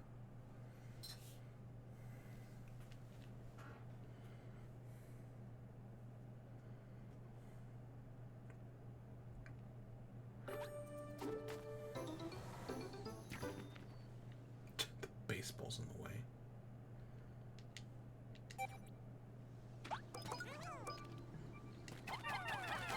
Okay, we'll take that for now. We'll let those guys get that. Yeah, even though we only need 15,000 Sparklium, it's clearly going to let us play to the end of the day. That's kind of cool. Like, there's no... Like, it could have just stopped the demo right there. Again, this is a very... There's a lot of things in this demo. And it's clearly intentional. Like, Nintendo wants this game to do well. It helps that Pikmin 3 Deluxe, is the best-selling Pikmin game of all time. And Nintendo clearly wants this game to do well. And I hope it does. Because Pikmin is such a good franchise. I hope more people get it.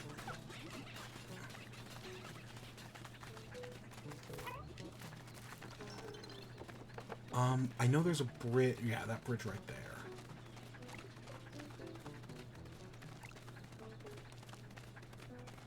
You know what I bet we could do to get the... I have an idea.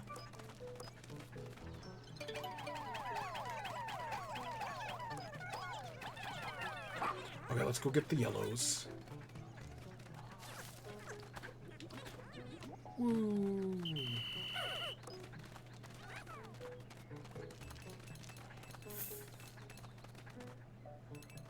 Who? Slash, what are you?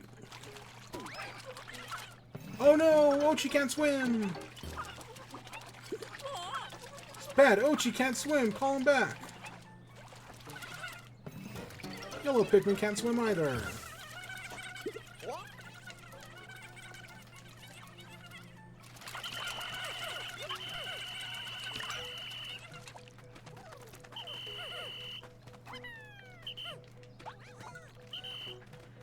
Okay. Okay, I think that's the bridge being completed. I am curious about what that... It looks like Olimar might not be the only one to be turned into a Pikmin. That's a very real possibility. Okay, we can't do... Oh, there's the yellow onion. God, there's so much to do.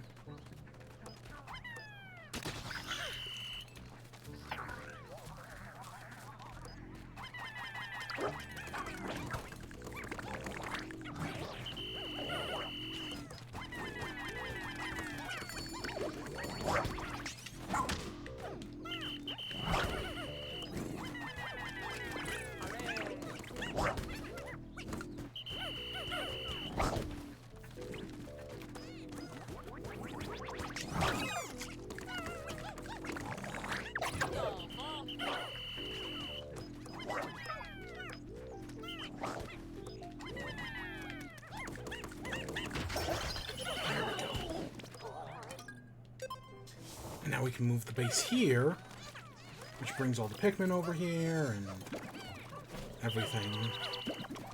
But more importantly... And it's crazy because we're going to have to do this all again in like 20 days. We're doing all of this now, and then when the game officially releases, we're going to do it all again. There's the yellow onion. Come on. Look at that, another onion. This one's a different color from the first one we found.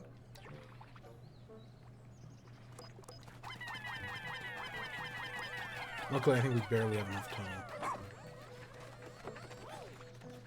Transport it.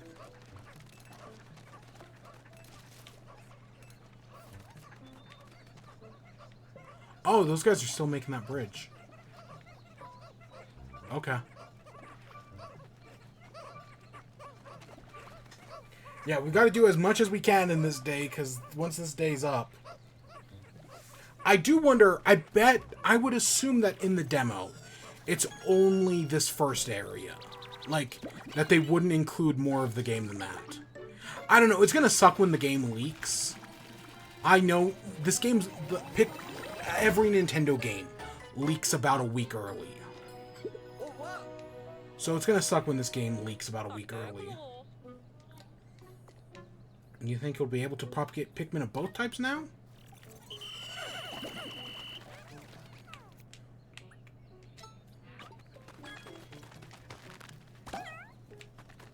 You know, we could bring up our yellow army. No, I think Bulbors were always 10.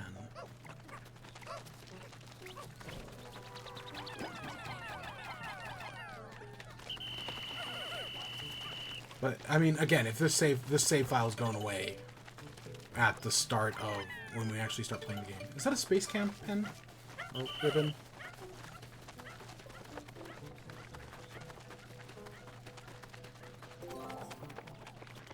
Okay, so there are several things I do want to do.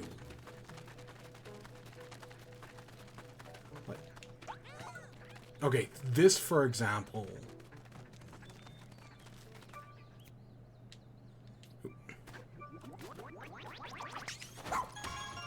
Yep, I knew that would work.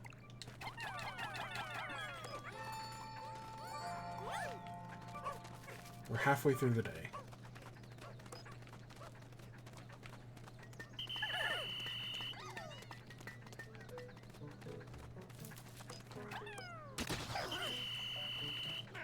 Is there...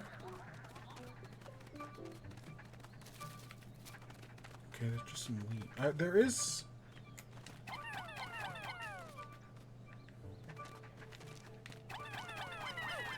I don't know, it says there's treasure nearby.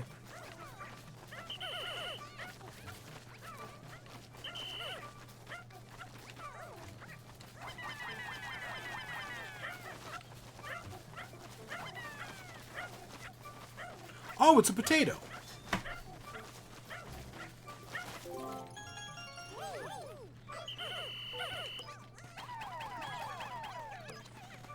Yeah, see, that's like the Explorer set.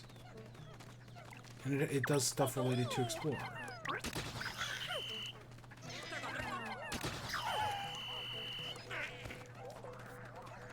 Is there a boss fight up here? Gosh, this area... I wasn't...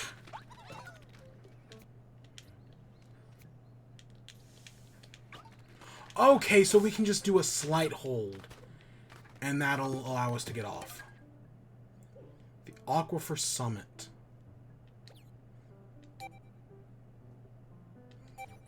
Yeah, okay. I'm just doing it. I'm doing as much as the demo allows me to. Because, I mean, I'll do it all again in 20... Hopefully I won't be sick of Pikmin in 20 days. You know, after playing through all of Pikmin's 1 and 2. It's really just Pikmin 2. Pikmin 2 is really long. And kind of overstays its welcome. I know that's a harsh way of looking at things. But that is kind of how I feel about Pikmin 2. Oh, Pupsters. You can't chew his way through that one.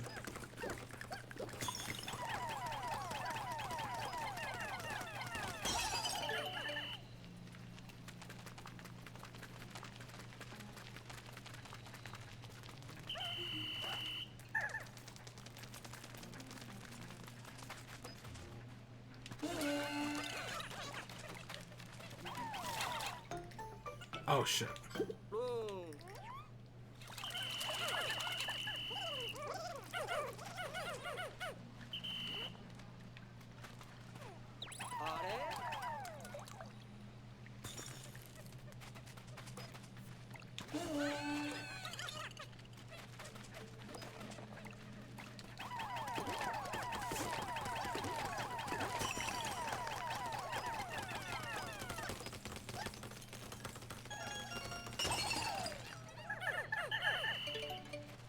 Was there...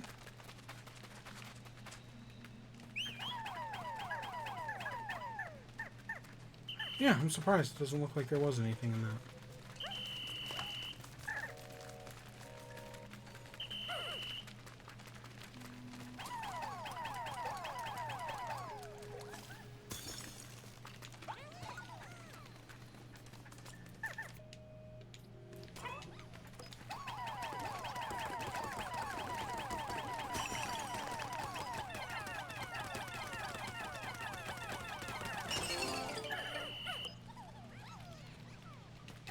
Oh, that's a Hanafudo card.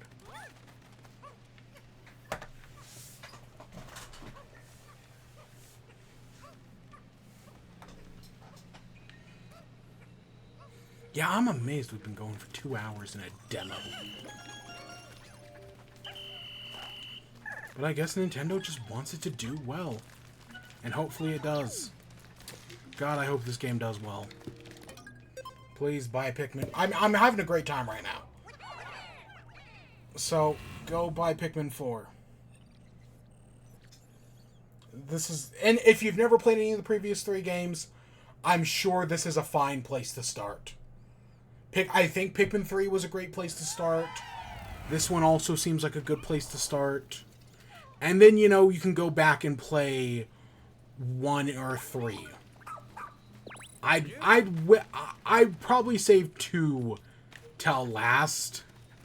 Because 2 can be unforgivingly brutal at times. But 1 and 3 are both good places to start. I don't know, they each do things differently.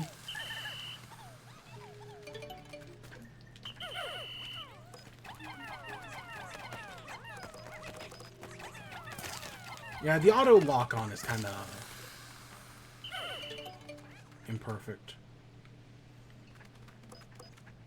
What the heck are you?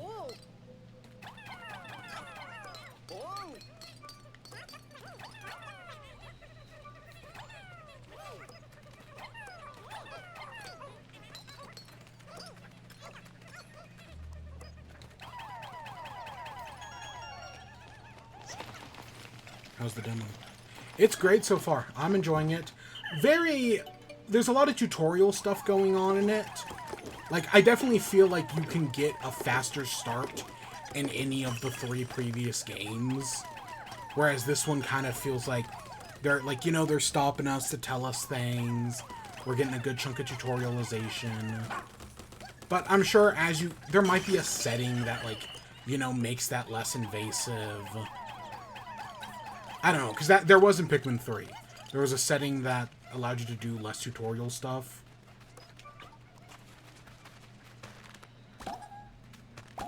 Yeah, ice Pikmin are neat, you know.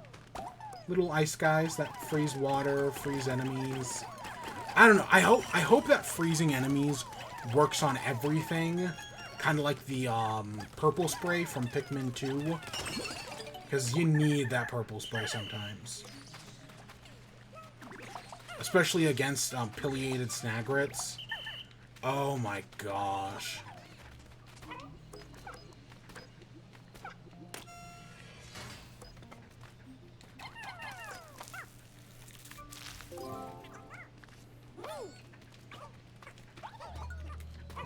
And the demo's also a lot longer than I expected as well. That's the other wild thing. Like, I'm surprised we're still going.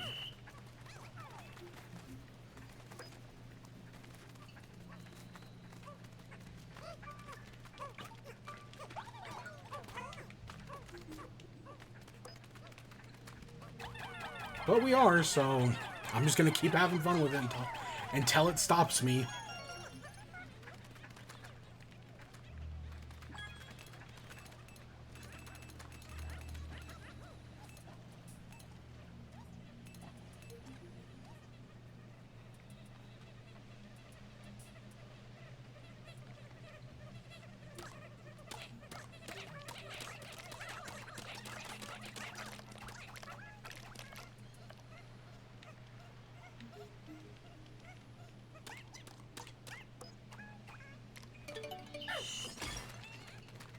Alright, that gets us up here.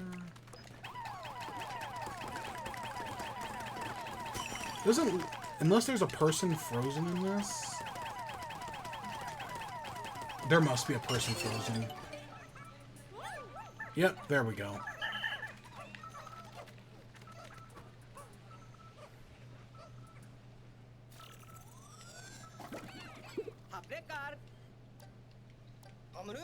What could we have here?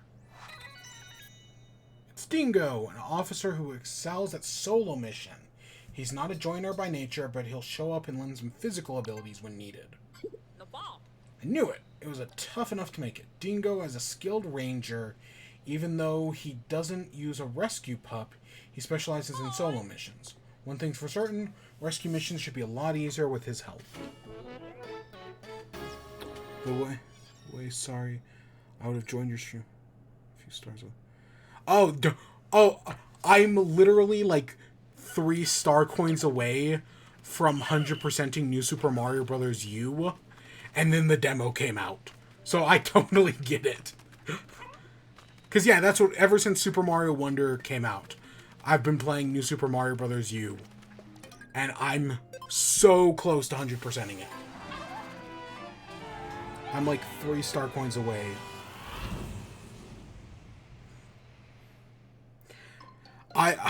One of those levels, I used over 50 lives.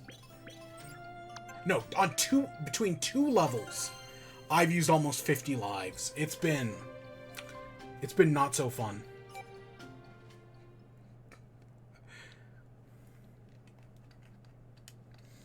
But I've been enjoying the game. Feels good to 100% of game. I've only done it once with the mobile port of Sonic the Hedgehog. I've 100%ed a few games. Not everything, definitely. I don't know. There are some things where it's like achievements. Achievements actually kind of make me want 100% games sometimes. Okay, let's get rid of everything but ice.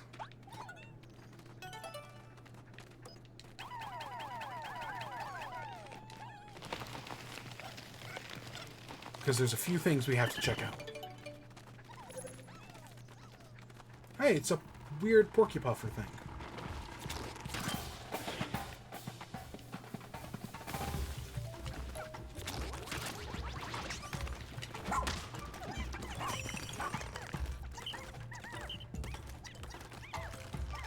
Yeah, no, one of the games I have 100%ed is Pikmin 3. Yeah. I think I've 100%ed all Pikmin games, actually. Now that I think about it. The hardest one is Pikmin 2. 100%ing Pikmin 2 kind of sucks.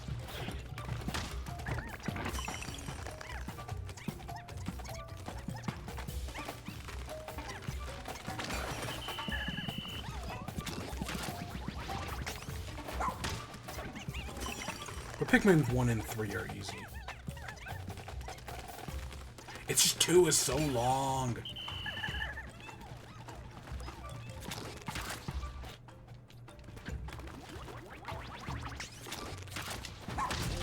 There we go.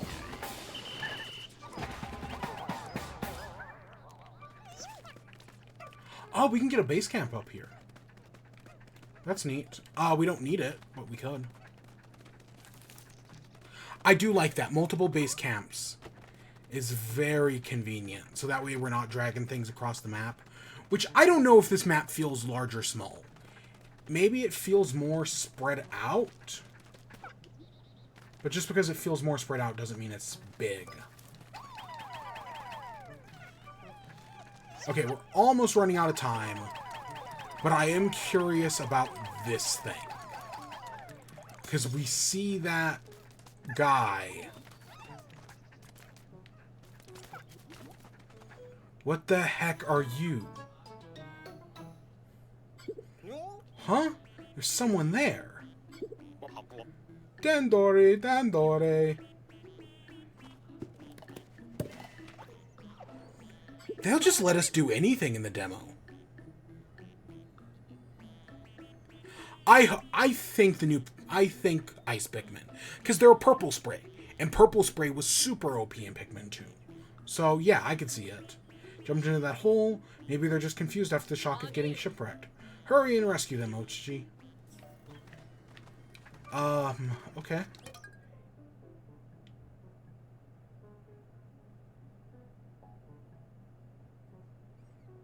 Collect all the treasures and creatures within the time limit. Your Pikmin cannot join you. Unfinished task on the surface. Okay, let's just... Again, it's a demo. We can do whatever. Pikmin don't want to go with you. Ah, well. It'll just be the two of you. It's definitely... The fact that people are turning into Pikmin, there's definitely something sinister implied. I'll say that. Because, like, again, the bad ending of Pikmin 1 has Olimar turning into a Pikmin. But now that we know it's more than just Olimar, that's my guess, that this is going to be like Bingo Battle. This is a place for testing Dandori. Do more Dandori, improve Dandori. Simple goal, carry as much as you can until the time ends. That is all. Treasure here, all fake. You cannot carry home. Pikmin here, all mine. Also cannot take home. This means can Dandori forever. This is bliss for me and for you. Do well, get raw materials. Do not well, also get raw materials. You wish to take me from, show me your best Dandori. So it's like we're renting Pikmin.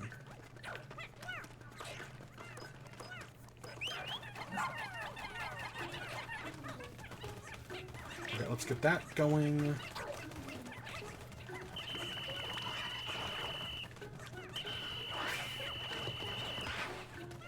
Are those...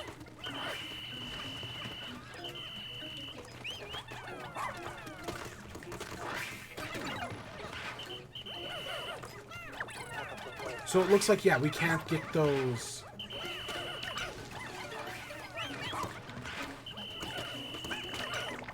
Looks like, yeah, after we beat this guy, we'll get more Pikmin.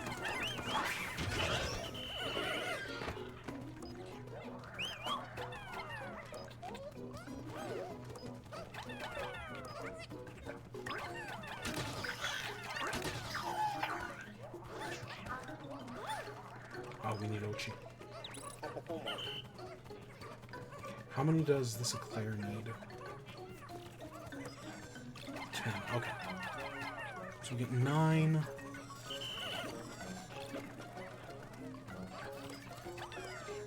That'll give us 10.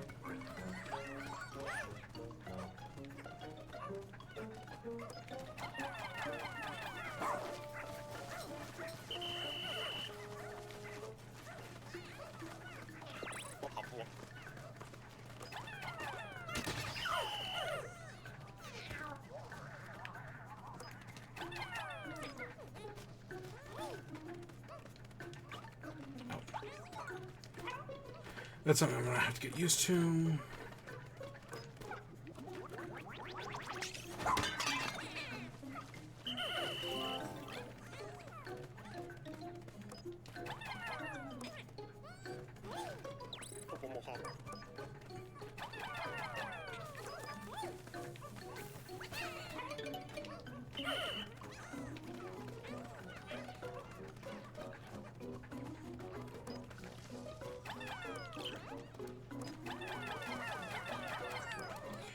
Yeah, this feels like it doesn't feel like the multiplayer mode. This feels a lot more structured, if that makes sense.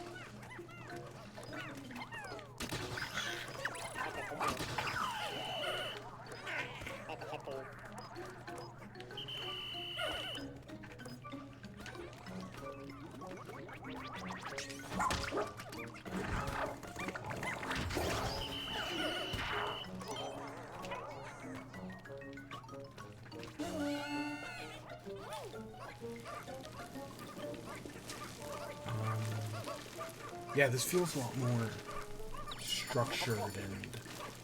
like, this is like a set challenge, you know? No, that's not what I... I'll just pull the thing out.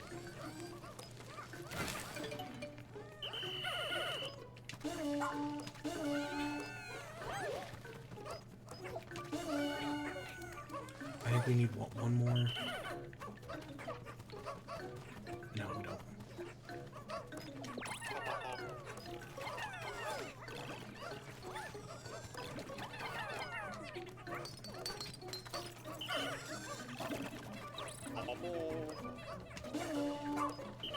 Okay, maybe not you, Ochi.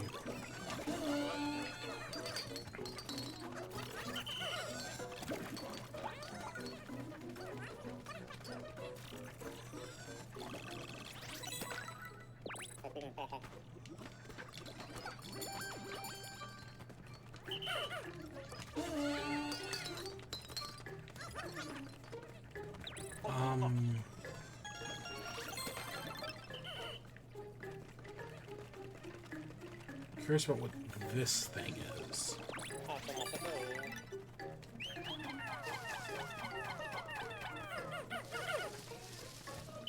Oh, maybe it's like a hiding spot?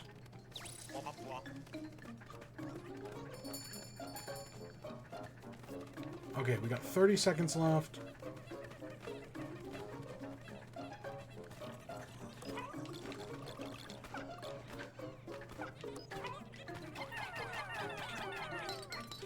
And I think that's the last thing we need.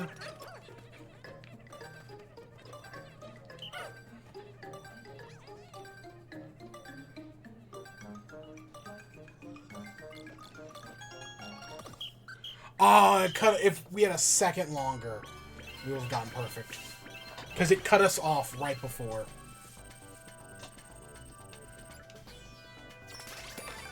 Okay. So, you know what? This doesn't remind me of Bingo Battle. It reminds me of Challenge Mode. That's what it reminds me of. Yeah, it's basically like Challenge Mode in Pikmin 3. Which was great. I love getting max perfect scores, platinum medals in Challenge Mode was so much fun.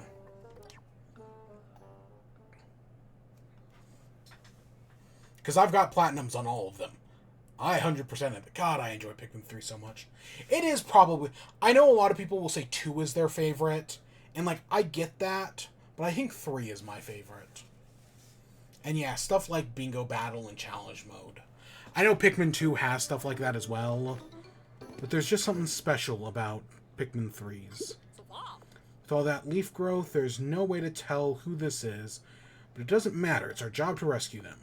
We don't want them finding their way back inside the cave. Let's keep the lid closed as precaution.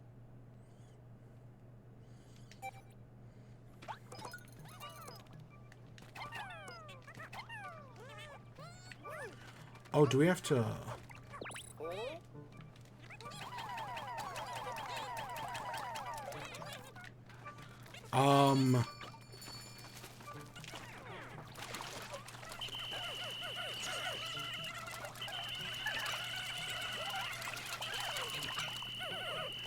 Talk about the worst pause. Okay, let's go get some ices.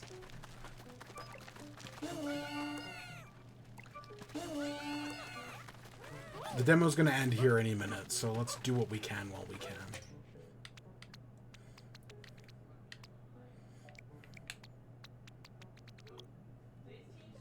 Good enough. It is nice, though, that all the Pikmin are in one onion this time. Right? Even the ones that you can find underground. That may have onions in the future. Again, time will tell.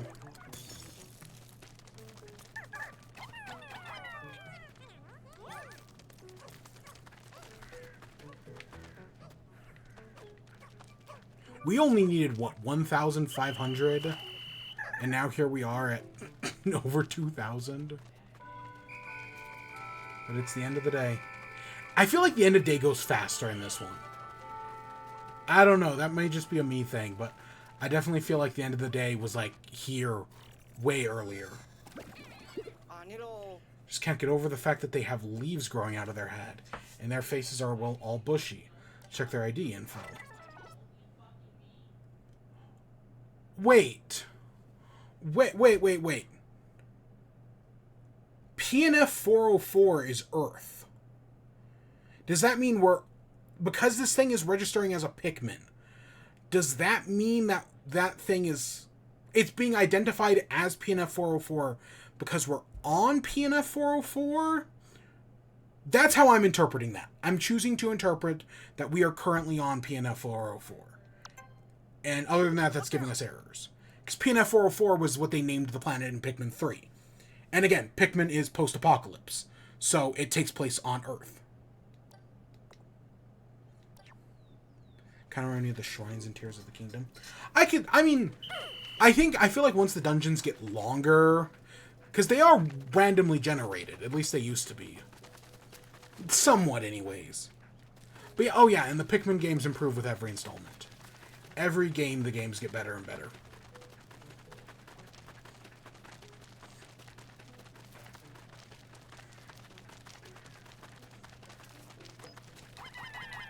We might have enough time to get these things back.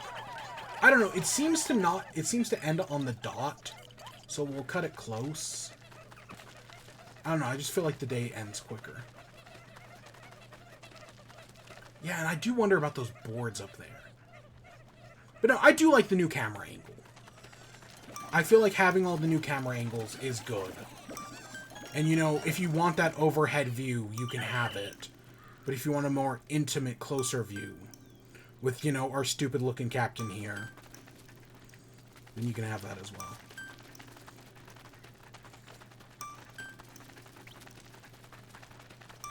Alright, and it looks like this is going to be the end to our demo. They're going to cut us off here. It was a lot longer of a demo than I expected. Honestly, I expected us to do one day, one cave, and that was it. But no, we basically got to play the first, like, 2 hours of the game. Good chunk of the first area as well. I'm kind of impressed.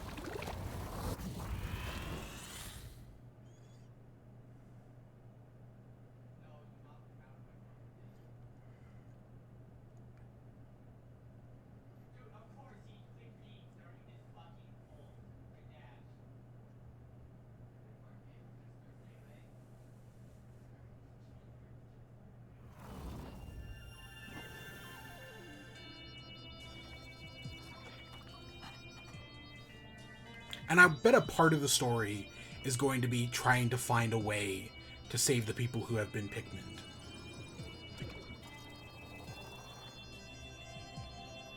Like how to turn them back into people.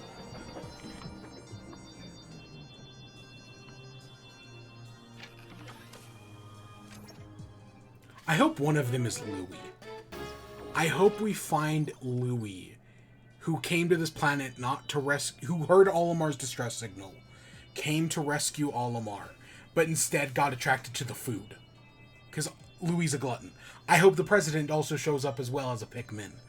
I hope the president becomes a purple Pikmin. And, he's here for the money. I don't know if that's going to be a thing, but gosh, I hope it's a thing. Let's give it a spin.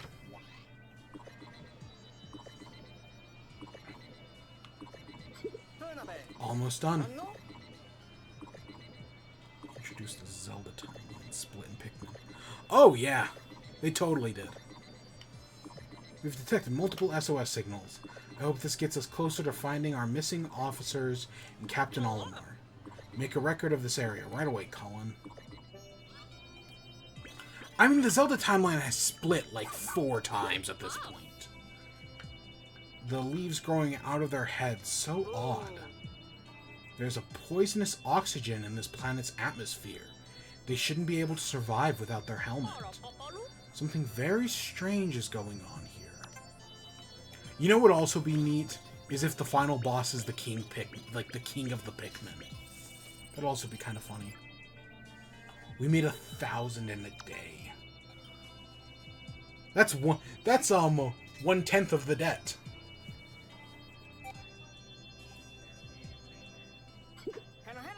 Well, Captain, we did it. We finally found another ranger, Dingo. Can I do an Australian accent? No, I can't. Can't believe I had to be saved by the newbie. I'm losing my edge. Just glad to see you made it back to safe and sound, Dingo. You hurt after all? Oh, not at all, Captain. I'm just touched that you care. This table does not seem to be structurally sound. It's missing screws. But Science Guy could stand to worry a little more. That reminds me, Captain. I have some information regarding our pilot. Really? Do you know his whereabouts? Great work, Dingo. What? No, that's not exactly... You must be exhausted from all that forced sleep you had. We'll go over the details tomorrow. Get some rest. Huh? Oh, you got it, Captain. She cares about my physical state. That means she cares. Oh, before you hit the hay, please be sure to review all the details related to our rescue mission so you're fully prepped. Is that really necessary? Another note, Colin, do you have any updates on the castaway we picked up today, the one with all the leaves? Right now they're sleeping in the back, but their condition remains unchanged. Don't worry, I'll keep a close eye on them. Very well. Make sure to get the castaway examined by the doctor as soon as possible. Yeah, it is... Because, yeah, to Hokatations and Kopites, the oxygen is poison. Like, they make that joke, I want to say, in the first game. That oxygen is, like, super poisonous to them. Which is why they all wear the helmets. But are they... Because these people all come from different planets. Are they Hokatations and Kopites? Or are they all called something different? You completed the demo. You can import your completed save data into the full version of the game to receive a bonus gift there. If you send the information that you completed to this demo, your special reward on the smartphone device.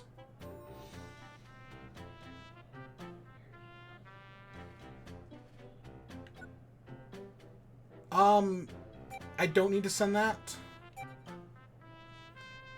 You've reached the end of the demo. You can enjoy the rest of the adventure in the full version. You can import complete save data into the full version of the game and receive a special reward. I am so excited. Hey, look, it's the Pearly Clam! We haven't seen that enemy since Pikmin 1. At least I don't think it was in 2. It might have been in 2. The kitchen. I do wonder if the kitchen, based on the fact that we start in it with Olimar, I do wonder if that's the end of Olimar's journey. That dungeon, I like that aquarium dungeon. I think bread bugs were confirmed to be back. Bread bugs. Snowy Bulborbs? Whatever the heck that thing is. The Raving Longlegs. The nighttime mode. That would have been the one thing that I think would have been neat. I would have liked to have tried in the demo the night mode. But I know I get that they should have. It's good that they saved it. Ugh. Cover hidden treasures. Oh, you can do D&D? Partner up with Space Dog. Compete in 2-player battles. So yeah, the Dandori are the challenge mode from Pikmin. From Pikmin's 2 and 3. I don't remember if there was challenge mode in Pikmin 1. And I know I haven't said this, but part of me is actually kind of glad there's only one captain. Because while I know it is interesting to micromanage 3 captains at once, and you can definitely get through Pikmin 3 very fast because of it, I do kind of like the simplicity of using one captain. There is a part of me that likes the simplicity of only having 3 Pikmin out in the field at a time. It forces you to be more selective. So the other thing we have in this demo is the Dandori battle. Put your planning skills to work and manage the clock in this fierce competition that can be enjoyed solo or with 2 players. Oh, we can only... Why is it even here? Part of me feels like they just put the full game on your system and only let you do the first zone. I don't even know why that's there, if they say it. I mean, we did get to try one. And I'm sure in the story mode section, there was plenty of stuff we could have done that we didn't do. I am glad, though, that we did do that Dandori section. I am glad we went back and did that, because I saw that, and...